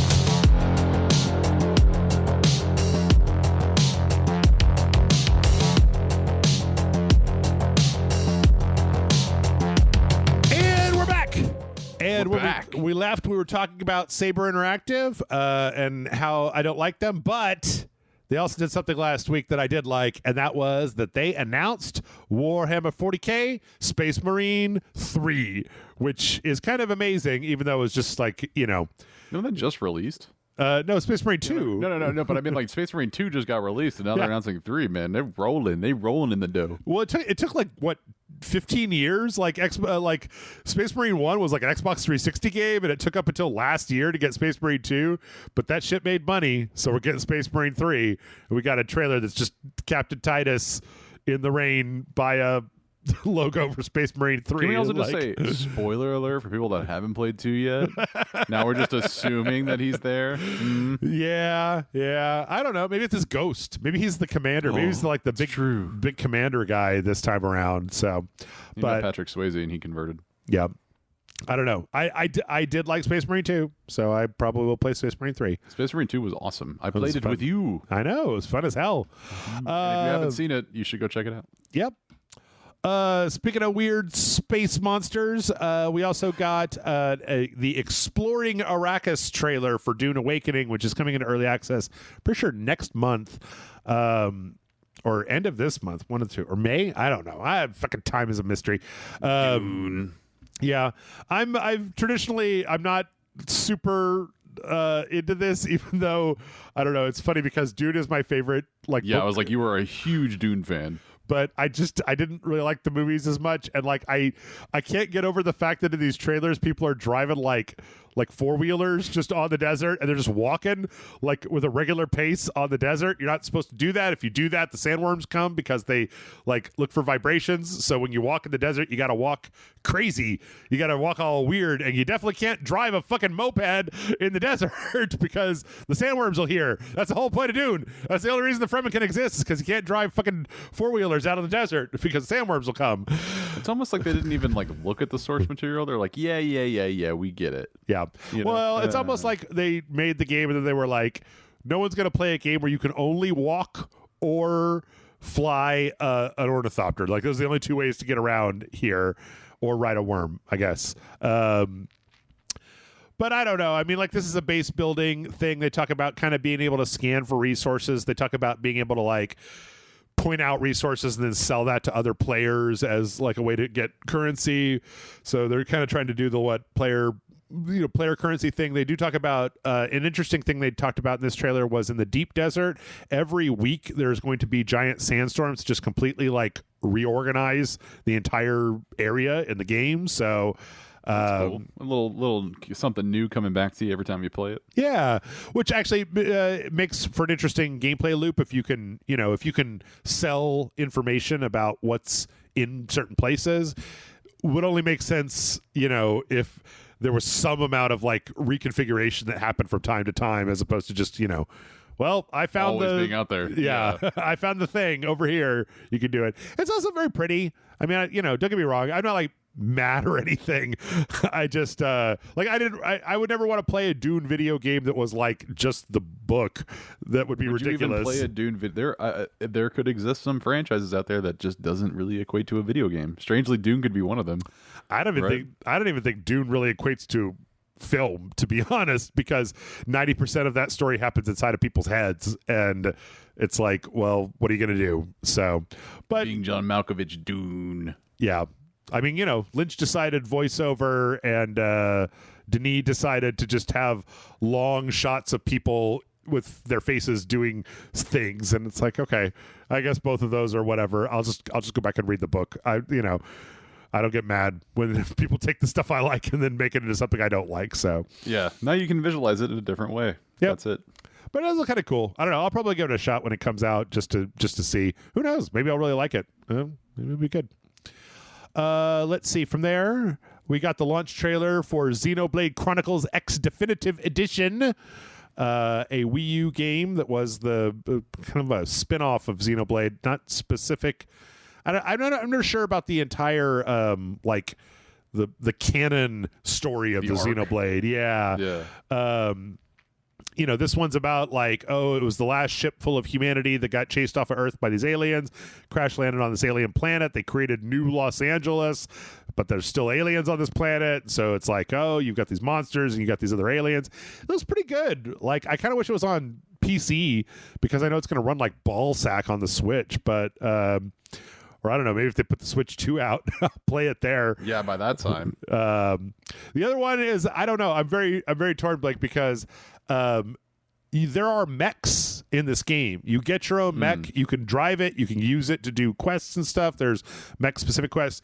That happens. That's the only reason why you like you're like mechs. Well, yes. I really want to play the mechs, but it takes 15 to 20 hours of this RPG to get to the point where you get a mech. And part of me is like, I wasn't planning on recording a video about this until next week. And part of me is like, I'm just going to put Assassin's Creed to the side. I'm going to sit down and I'm going to just do nothing but the main story quest until I get a goddamn Armored Core in this game. Because I tried playing it on the Wii U. I own this game for the Wii U. I own a Wii U, but I didn't like the part where you were walking around, but I really want to play the part with the giant robots. Best we could do is you get a chocobo. Yeah. I don't know. Have you played any of the Xenoblade Chronicles games? No, but I think that they're one of those games where if I start playing it, I'm just going to have to play the entire series. So it is what it is. And I know that there is a lot of love for these games. And is there really a platform that has every release? I think that's a problem with the series, right? Like, I don't think that they're able to, or there's yet to be a console that has every release of the franchise. I think the Switch has a remake of the first one, and then the second and third were both Switch games, but that's like Xenoblade Chronicles 2 and Xenoblade Chronicles 3. But then there was a bunch of Xenoblade games back on the old PSX, and I don't know if those are available. I don't even know if you want to go back and play those, because I think they're not super connected to what's happening here. It'd be like, yeah, but it's mainly like one of those, like, it's there's so much lore to it and so much vastness. I don't think I'm gonna play it. Yeah, it's just like I'm not gonna get sucked into it. You have to be really careful. Like, you're very susceptible to getting sucked in. It's like a drug addiction, but more so with like Japanese MMORPGs or RPGs in general. Like, geez. Yeah. I don't know. We'll see what happens next week. It's a real toss-up to me between whether we play this or there's a new Bleach game that comes out next week, but I don't know anything about Bleach. Too. So, yeah. But it's got a cool entrance music. Yeah, it's true. Let's see. Speaking of interesting crossovers, Overwatch has a second Les Seraphim crossover. They did one of these, I think it was like last year, the year before, where this is like a K-pop group, and they did a bunch of kind of like inspired skins for a bunch of characters. And this time around, they're doing skins for a bunch of the characters that are basically the actual, like, what the people in the actual group would wear. So if you're into the K-pop scene and you want to dress up your Mercy or, you know, your Farah or whatever, like a bunch of K-pop girlies, they got you covered. Sorry, Blizzard, nothing's going to make me play Overwatch. This is going to be so huge in that realm of people that like K-pop and play Overwatch, and that probably crosses a bit. So. Yep. I don't know. They keep trying stuff. They're like, ooh, Cowboy Bebop skins, My Hero Academia skins. And I'm like, no, I don't want to play your game, and I don't care what skins are in it. So it's like the meme where the guy's walking with his girlfriend. He just never turns around to go look at somebody else. It's just like, nope, I'm not doing it. I'm just walking by. See you. Yep. Let's see. Okay, here's something that I will play. We had this kind of funny spring showcase. We have a bunch of trailers from that. And one of them, much to my eternal love and affection, Monster Prom 4 MonsterCon got announced. Monster Prom is a hella amazing dating simulator that is funny as shit. Monster Prom 1 was in a school. Monster Prom 2 was in a camp. Monster Prom 3 was a road trip. Monster Prom 4 is happening at a big old geek expo, a big convention.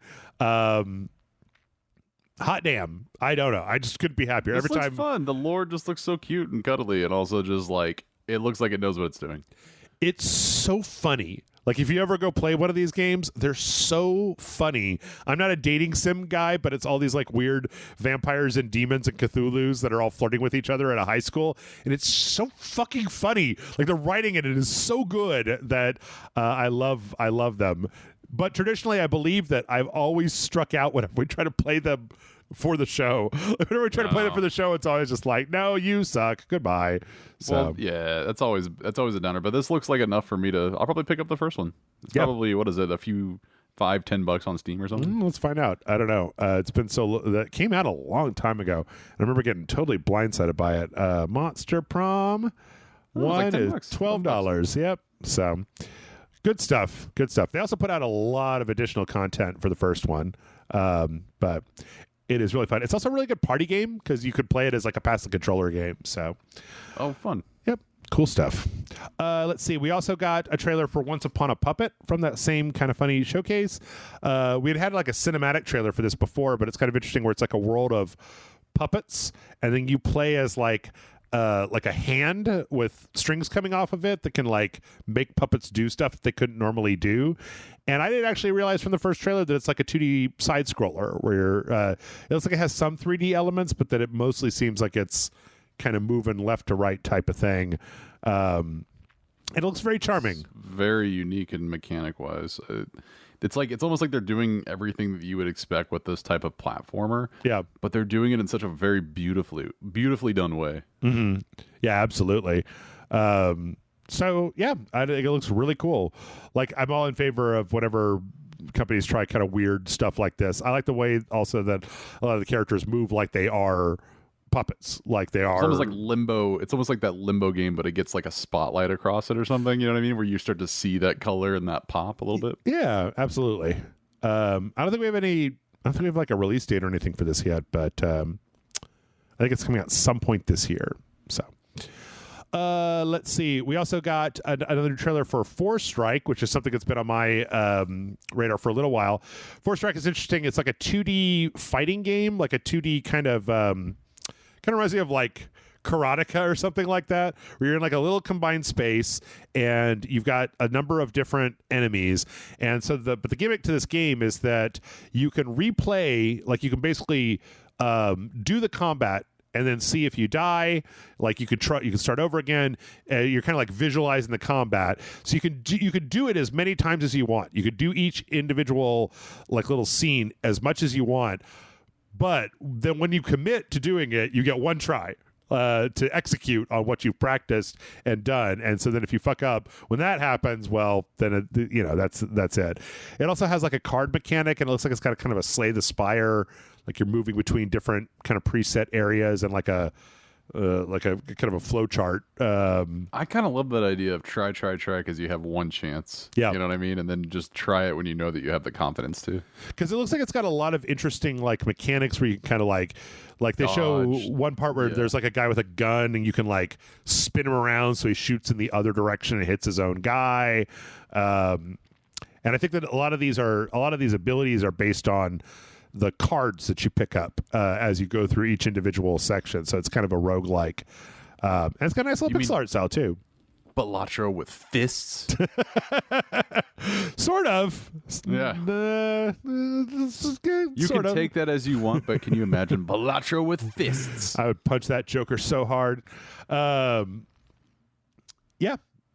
So that also looks very good. I think Devolver is publishing this, which is why I know about it.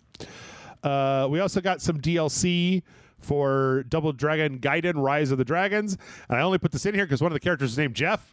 Spelled correctly. That's my name. So we get Jeff and Hey, Abore. that's my name. I'm not a boring. You're not Abore? Not a Bobo, but Abore. Abore. This game has added like 5 or 6 DLC characters to it, and it was really fun. This is another roguelike where you kind of the stages are the same, but you kind of pick what order you want to do them in, and then each one of them gets harder, so you can kind of tactically choose like which ones are easier, which ones you want to save for later. A good Double Dragon game. I think there's been a couple of really good Double Dragon games between this and like River City Girls and the Ninja Turtles games. Good kind of little beat 'em ups that have been out there recently. It's good to see Double Dragon still living. You know, these games can still live on in the form that they are, because it's that old school style of like there's not much more you can do, but as time progresses and as another wave of mechanics kind of become available, I think it is kind of charming. So yeah, that's cool. I like to see things still live even from the old school days. Yeah, absolutely. Let's see. Next up, there was nothing to this, but we got the announcement that they're putting the I Have No Mouth and I Must Scream game on consoles. They're re-releasing this old game on consoles. As I understand it, this is kind of an adventure game where you play as the 4 different characters from I Have No Mouth and I Must Scream. For anybody who doesn't know, that is a real fucked up story by Harlan Ellison. It's like you could read it in a sitting. It's a short story about like basically this rogue AI that called AM that like has killed everybody in the world except for 4 people, and it torments the last 4 humans that are left alive, and it's kind of what happens with that. And then this like really expands the story, it giving the characters a lot more backstory and these little individual vignettes where they each have to go and try to figure out if they can find a way to escape from this maniacal, malevolent entity. I recommend it's online. I recommend everybody go read I might the original. check this out. This sounds very. I've never even heard of this. So I Have No Mouth and I Must Scream. The story is very good. Like, and again, it's like you can read it in an afternoon, or not even afternoon. It takes like 20 minutes to read. It's like 15 pages or something, yeah. Right? The game is a little bit harder. It's got a reputation of being very obtuse. because it's not entirely clear a lot of times what you're doing, but it's an old school kind of like adventure game where you're walking around and you're kind of picking stuff up and trying to use it in certain places in order to figure out what's going on. But it's also really, it's very miserable. Like it's a story of misery and depression with these 4 characters that are being relentlessly tormented by this insane AI. So yeah, Damn, I don't know. It does kind of. I might pick this up too. This looks very fun. I think if you're going to play this, I would recommend playing it. It's good that it's coming to consoles, but because it's very much a mouse and keyboard game, I'd recommend playing it on the PC. Yeah. Let's see. We also got the launch trailer for Post Trauma, which is a game that's been on my radar for a little while, which is basically a kind of a fucked up Resident Evil game, but you play as like a security guard, and he's like this fat Hispanic man, basically. Like he looks like an actual security guard. I don't know. It's interesting because I like the iconography in here quite a bit. There's something about the lighting engine that's a little off-putting, and I don't know if it's off-putting on purpose. Like it looks really kind of weirdly blown out, very saturated. Yeah, at certain places. But they show some of the monster design in this trailer, and I really like the monsters in this game. Like they're very interesting looking, and it's very much just like a kind of a Resident Evil third-person survival game. So I want to give it a shot because that shit is up my alley, and I like the fact that, you know, if you guys aren't going to make Resident Evil games, fuck it, we'll make our own Resident Evil games. We'll do it ourselves. Yeah. I doubt you haven't seen this before, have you? No, I mean this definitely does get those Resident Evil vibes, but what I like about it is that the characters are a little interesting. You know what I mean? I think that security guard and the girl in the beginning, I don't know. It's caught my interest, and it's what a trailer's supposed to do. But yes, I agree. It does look blown out in a lot of different places, and it kind of looks less scary because of that. I don't know if that's what they're going for. It's distracting. It's distracting the way that it's like the color grading is mixed in it. So, and that's coming March 31st.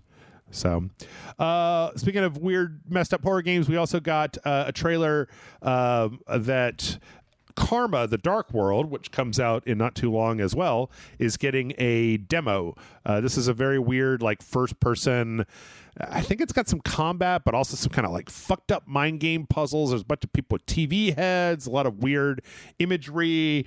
It is very unclear. The main character looks a lot like Johnny from Cobra Kai, even though William Zabka, even though it's not him, but...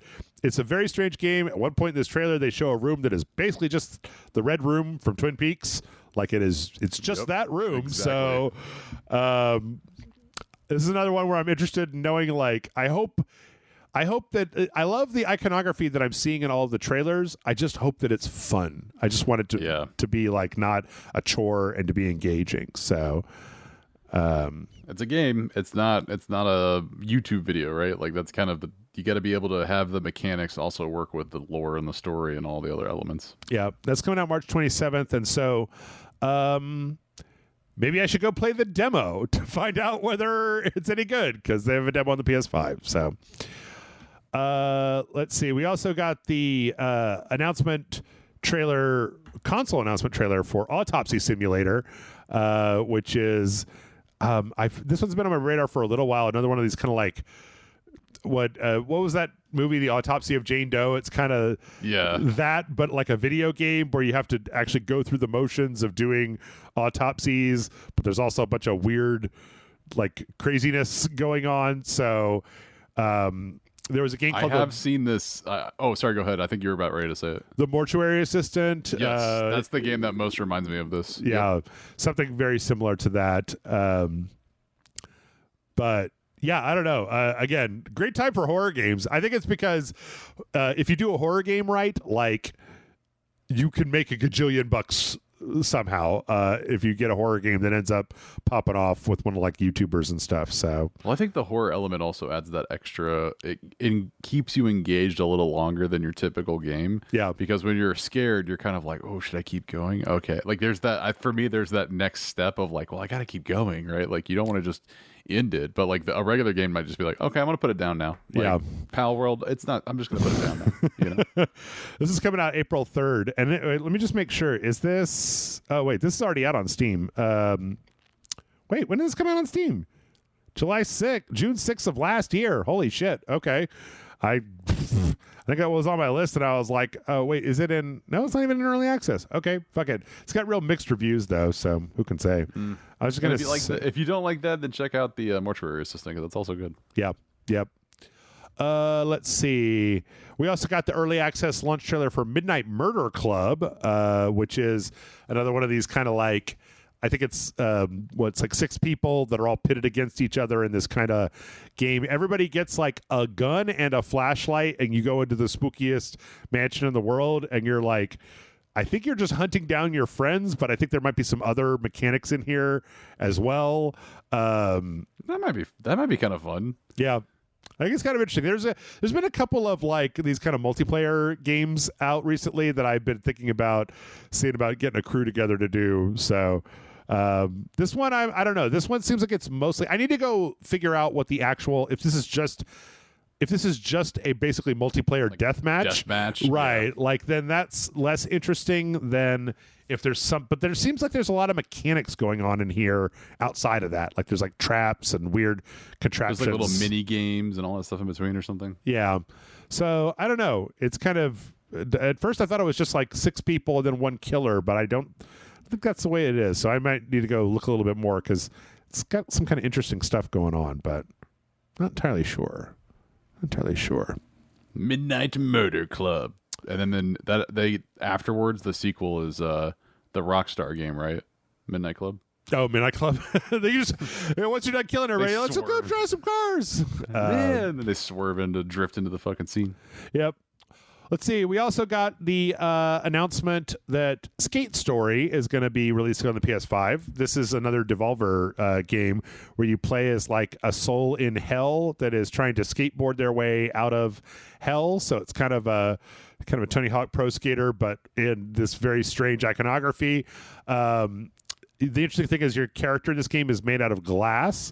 So if you ever if you touch anything or if you wipe out, you just shatter and you got to start all over again. It's got a very interesting look to it where it looks like it kind of looks like in Photoshop, like they put a sharpen filter on it and then turned it up a little higher than you would normally. Very Prism-esque. Yeah. Very distinct though.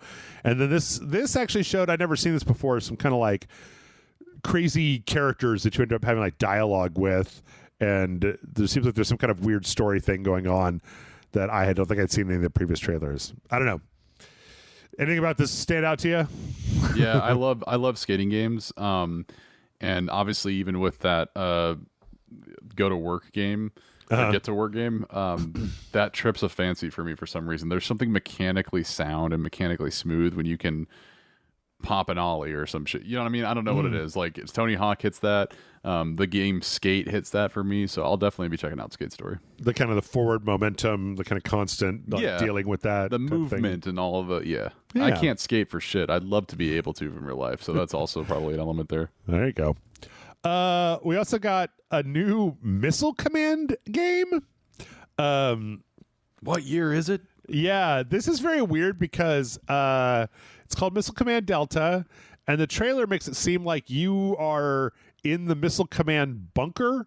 Like it's not just like the Missile Command game. In fact, I actually didn't see any part of this trailer that showed the game that is typically known as Missile Command. Like they showed a few things where there's like some kind of hex grid stuff happening where you have to defend against certain things, but then also there appears to be some kind of like escape room or like opening up secrets, like puzzles that are happening. Yeah, this doesn't look like Missile Command at all. No, it just looks like a choose your own adventure. Like very okay. That kind of looks like Missile Command. What the fuck is this game? It's like Missile Command, but it's like in a hex grid. It's like turn-based Missile Command or something. And I don't know is the answer. We don't have any real information outside of what you're seeing here in this trailer, and it's like, okay. I mean, Atari has been doing a thing recently where they're kind of just letting people take their franchises and go nuts with them.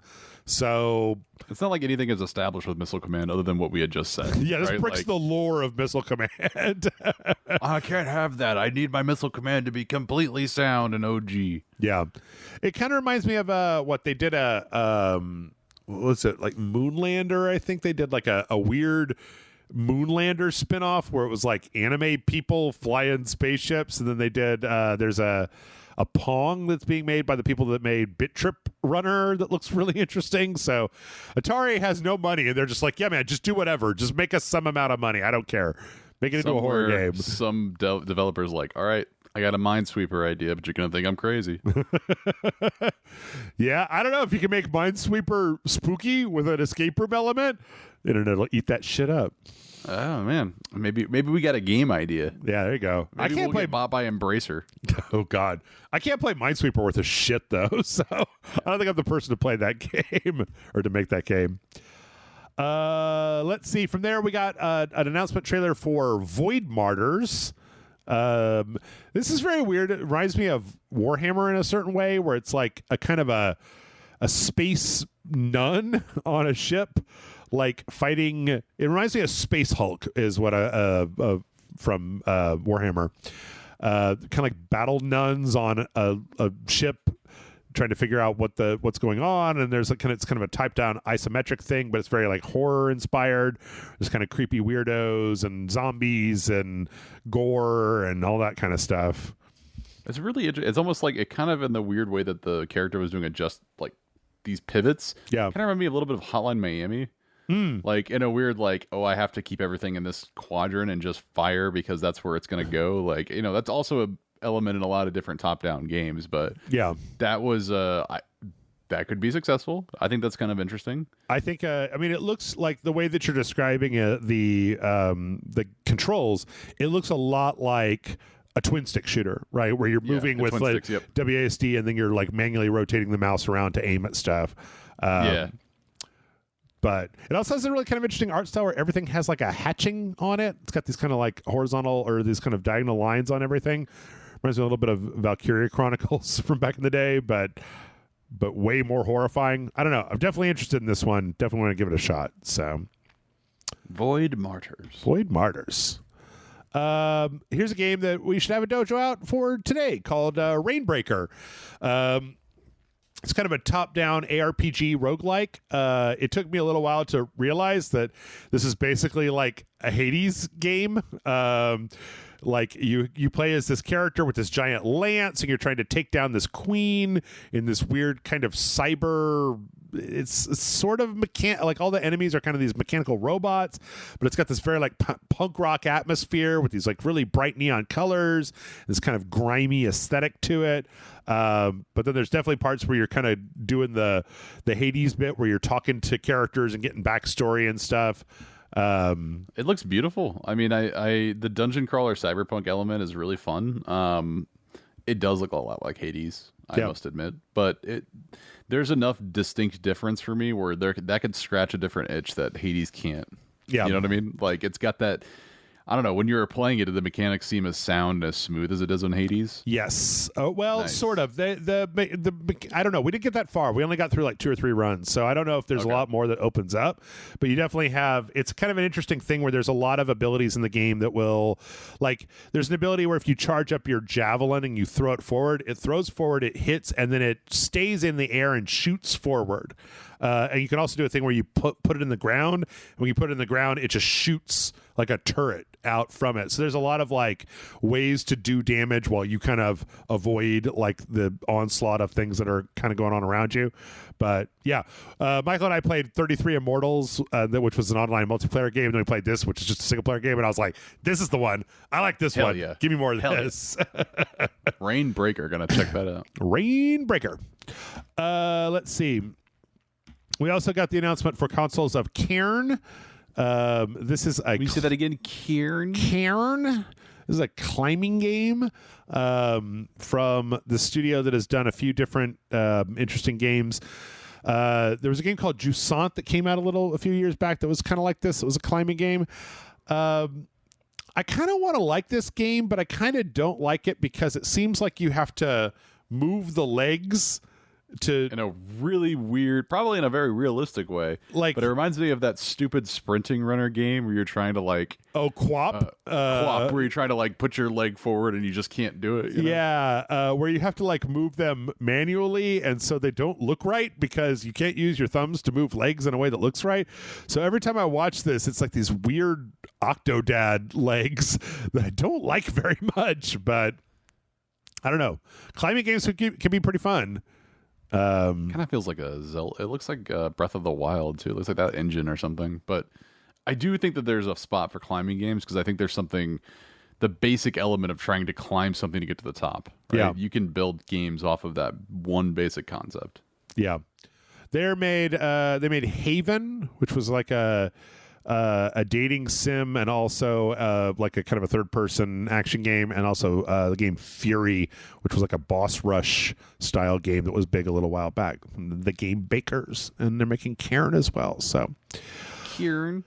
Let's see. From there, we got the game preview announcement for Towerborn, which is a multiplayer co-op.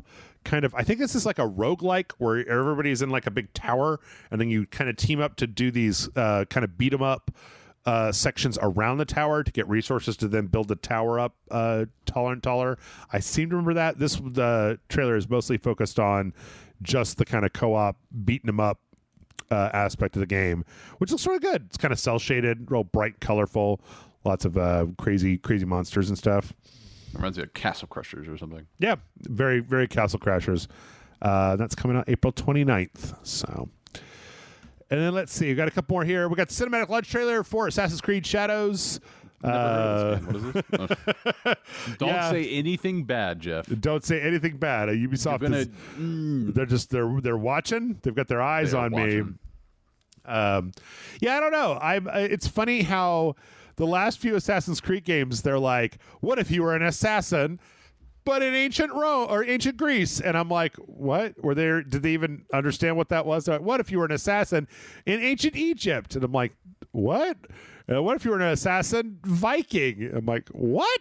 Like, what if you were an assassin ninja? And I'm like, okay, yes, that one. Sense. Those two. Okay, got it. That makes sense. My brain knows how to do what you're saying there.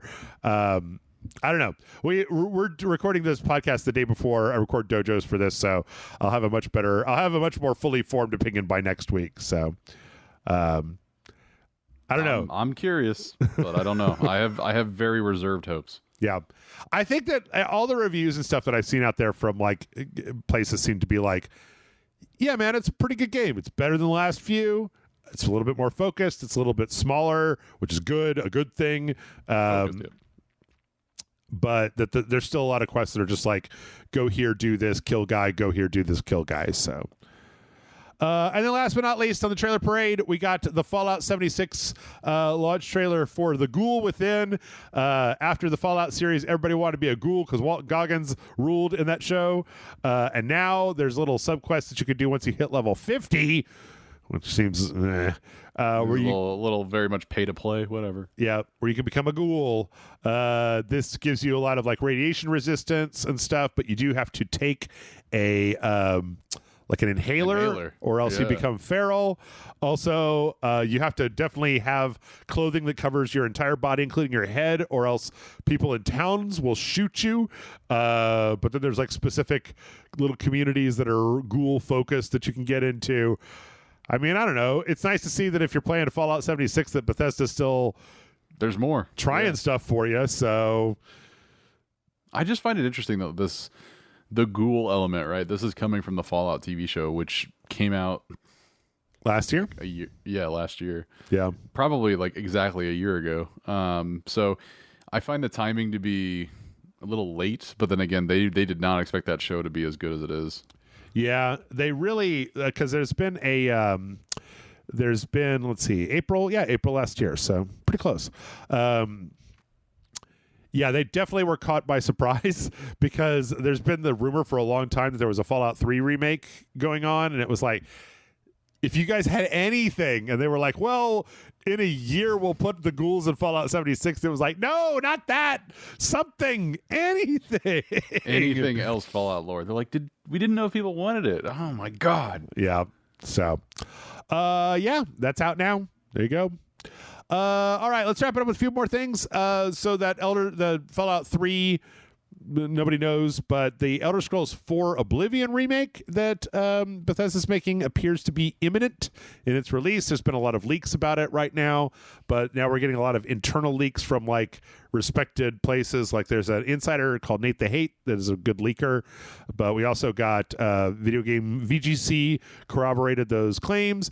All of the stars seem to be aligning that any day now we could see an announcement, and that there's also a good possibility that we might even see an announcement plus it's out now because it's been in the works for quite some time, that it might just be totally done. Don't you dare give me hope. For Oblivion? Oblivion was the coolest, like, I'm going to go rent it from Blockbuster. Yes, I rented it from Blockbuster and didn't sleep for 3 days and fucking played that fucking game. I would like to go back to that. But again, fine. If you have to wait and then tell me that it's out, that's cool. If not, whatever. Yeah, I skipped right to Skyrim. I tried Oblivion, and I didn't like the fact that the game scaled stuff to be wherever your level was, and it was like, no, I want to like one-shot everything. And then I played Skyrim, and I one-shotted everything, and then I got bored of one-shotting everything. So pretty quick. Yeah. There you go. Let's see. We also got some more Game Pass information, stuff coming in the second half of March. Octopath Traveler 2. Yep. Nice. 33 Immortals is out. We also, Octopath Traveler 2 is coming March 19th. Train Sim World 5. Myth Wrecked Ambrosia Island. And the big one is probably Atomfall, the kind of Rebellion's strange kind of Fallout-esque game that I'm still not entirely clear on. Also, we're getting the Blizzard Arcade Collection. That's Blackthorn, Lost Vikings 2, Rock and Roll Racing, and RPM Racing. But the unfortunately, March 31st, all of the Yakuza games are leaving Game Pass. So get them while you can. The MLB The Show is leaving during the time that MLB season is starting because they're trying to pump them numbers up. Yep. They want you to buy that physical copy. Yeah. Actually, I'm sorry. There's no physical copy for that on Xbox. That's kind of shitty. Never mind. Go ahead. Oh, yeah. Ooh, sorry. My coffee is running out. I'm on borrowed time. You need a little bit more.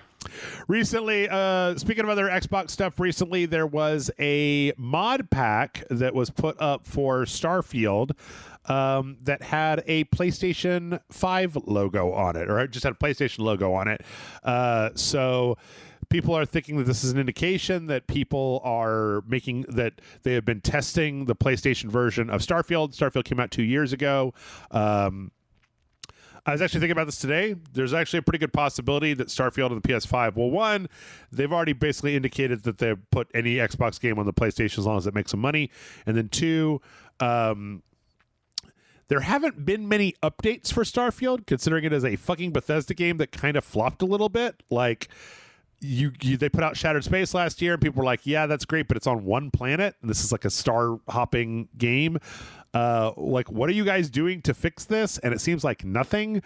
And it could be because they're working on getting it on the PlayStation with a big update that comes at the same time. So, interesting. That's kind of putting your eggs in a basket, though. Maybe. Who knows? Who knows? I think we could say that Starfield was not a success.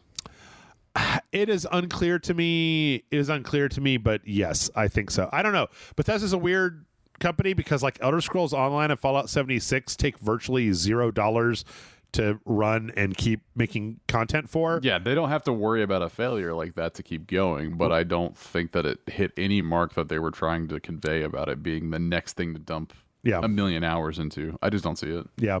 I desperately wanted to play it, and then I played it, and I was like, I'll wait for you guys to fix and or finish this, and then I'll try it out again, like kind of like Cyberpunk. So let's see. In other PlayStation news, People Can Fly have signed up to do a new project with Sony, codenamed Project Delta. Like, I have no idea why People Can Fly remains in business. They made a game for the Xbox, for Microsoft, that flopped really not that really poorly. But I read this, and apparently People Can Fly has 8 total projects in the works right now. And I'm like, holy shit! What? They're making the Gears of War E-Day prequel, as well as something for Square Enix, as well as a few other games. And now they've announced they actually have something they're already making for Sony, and apparently they're making another thing. I do not know how this organization keeps making money. Like, the last few games they put out haven't really been all that popular, so I don't understand how they're making 8 different games right now for they're like numerous developers. Well, one of them will be a hit. Yeah, apparently. Okay, let's see. Gears of War or God of War. All the wars. You know what? I'm skipping this one. God of War's season 2 has already been greenlit, even though season 1 isn't out, and it's been in development hell. So. Let's see. This was pretty fun. Ben Starr, who was the guy who voiced Clive in Final Fantasy 16, did this little trail. It's like a 5-minute thing, basically pimping out Steam. Square is running a Steam sale right now with some really big, deep discounts, where he basically just comes out and, like, in this kind of velvet blazer with his shirt way open in like a library, and talks about how awesome a bunch of Square Enix games are and how they're cheap and you should go buy them right now. And I'm like, you know what? I mean, this is just a commercial. Shut up and take my money. Yeah.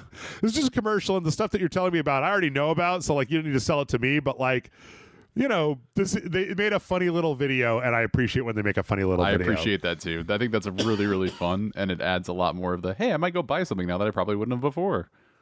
Yeah. So, yep. I think that sale is still going on. I think it ends this Monday. So if you're listening to this on Monday and you want to go check out, they do have a bunch of deep discounts for a bunch of stuff that's come out recently. A lot of stuff out there. Let's see. Oh, yeah. Also, we got the news, speaking of Square Enix games, that there was a Xenosaga spinoff called Xenosaga Pied Piper that has been basically considered lost media for quite some time. It was a prequel to the first Xenosaga franchise on the PlayStation, and that's because it was a phone game, which are notoriously hard a lot of times to get because you have to dump them directly out of phones.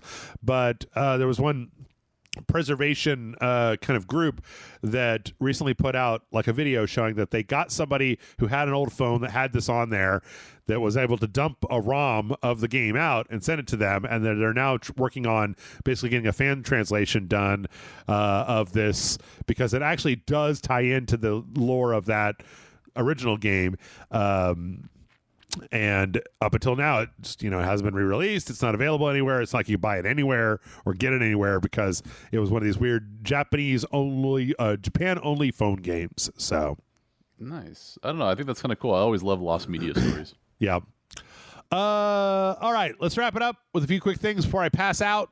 We got a Monster Hunter Wilds mod, even though Capcom has really locked down the mods on the PC, that basically takes all of the hair and feathers off of the Monster Hunter monsters. So, like, this is like a giant woolly ape, and it just looks like a weird hippopotamus because they just took all of the hair off of it. What the fuck is that? And they look real weird and funky, and I kind of love them. This guy's supposed to have a bunch of feathers on him. He does not. Yeah, I think it's interesting. A lot of times when people are just like, yeah, I just switched the 1 to a 0, and this is what I got. Check it out. It's real weird looking. But not... Spore. It's like the old Spore. Oh, yeah. Not as weird looking as the weirdest mod I've seen. I don't know why, but... Okay. Blake, did you play Monster Hunter? The new one? Okay. Never played a game. Yep. Okay, so there's a character in the new Monster Hunter that's called Alma, and Alma is this kind of like researcher that you get in the game. She's like this lady. She's got glasses on. She's kind of a nerd. She walks around. She's like helping you to decipher the local customs and stuff. These crazy motherfuckers. Okay, hold on. There's a second part of the story. Number 2, there are mounts in Monster Hunter Wilds that are basically chocobos that are called secrets. And and you ride them around. They're big, they're big bird monsters that you ride around. They're basically chocobos, but with different colored feathers. Somebody out there did a thing where they took the science lady and they modded her to be one of these chocobo characters, and like it somehow works. Like all of the, because it's like the same size as a person model, like all of the cutscenes work, and they emote the same way that the main character does, and it's very, very strange. They even put her little glasses on, so she pushes up her glasses, and I'm like, but why? This is so much work. Somebody spent time on that. So much time on that. Yeah. Like, I understand Chris Redfield, baby, and baby Chris Redfield, but like, this is just somebody's fetish right here that I'm looking at. Hours and hours of fetish. Yeah. So it's just very strange. Like, it totally works with all of the cutscenes, and it's kind of a sight to behold. So, yeah. Let's see. You know what? We're just going to skip to the last one. Last but not least, we got the announcement coming soon, coming at some point next year. Pokemon is crossing over with the Legos. We're going to be getting overpriced Lego Pokemon. Fuck. They put out a teaser for it. It's just a Lego Pikachu tail and a bunch of lightning and Lego/Pokemon. I'm sure even if you wanted these, they're going to be sold out. You're going to have to fight people. There's going to be scalpers. They're going to be punching grandmas in the face to get them. But what a great idea. Don't we love collaborations? Yes. Can't you just make it at home? And then you make this some weird monstrosity. It looks like the fucking Monster Hunter characters without feathers, right? Yeah. This is your Pikachu. Man. Apparently the big thing here was that up until now, Legos have been, Pokemon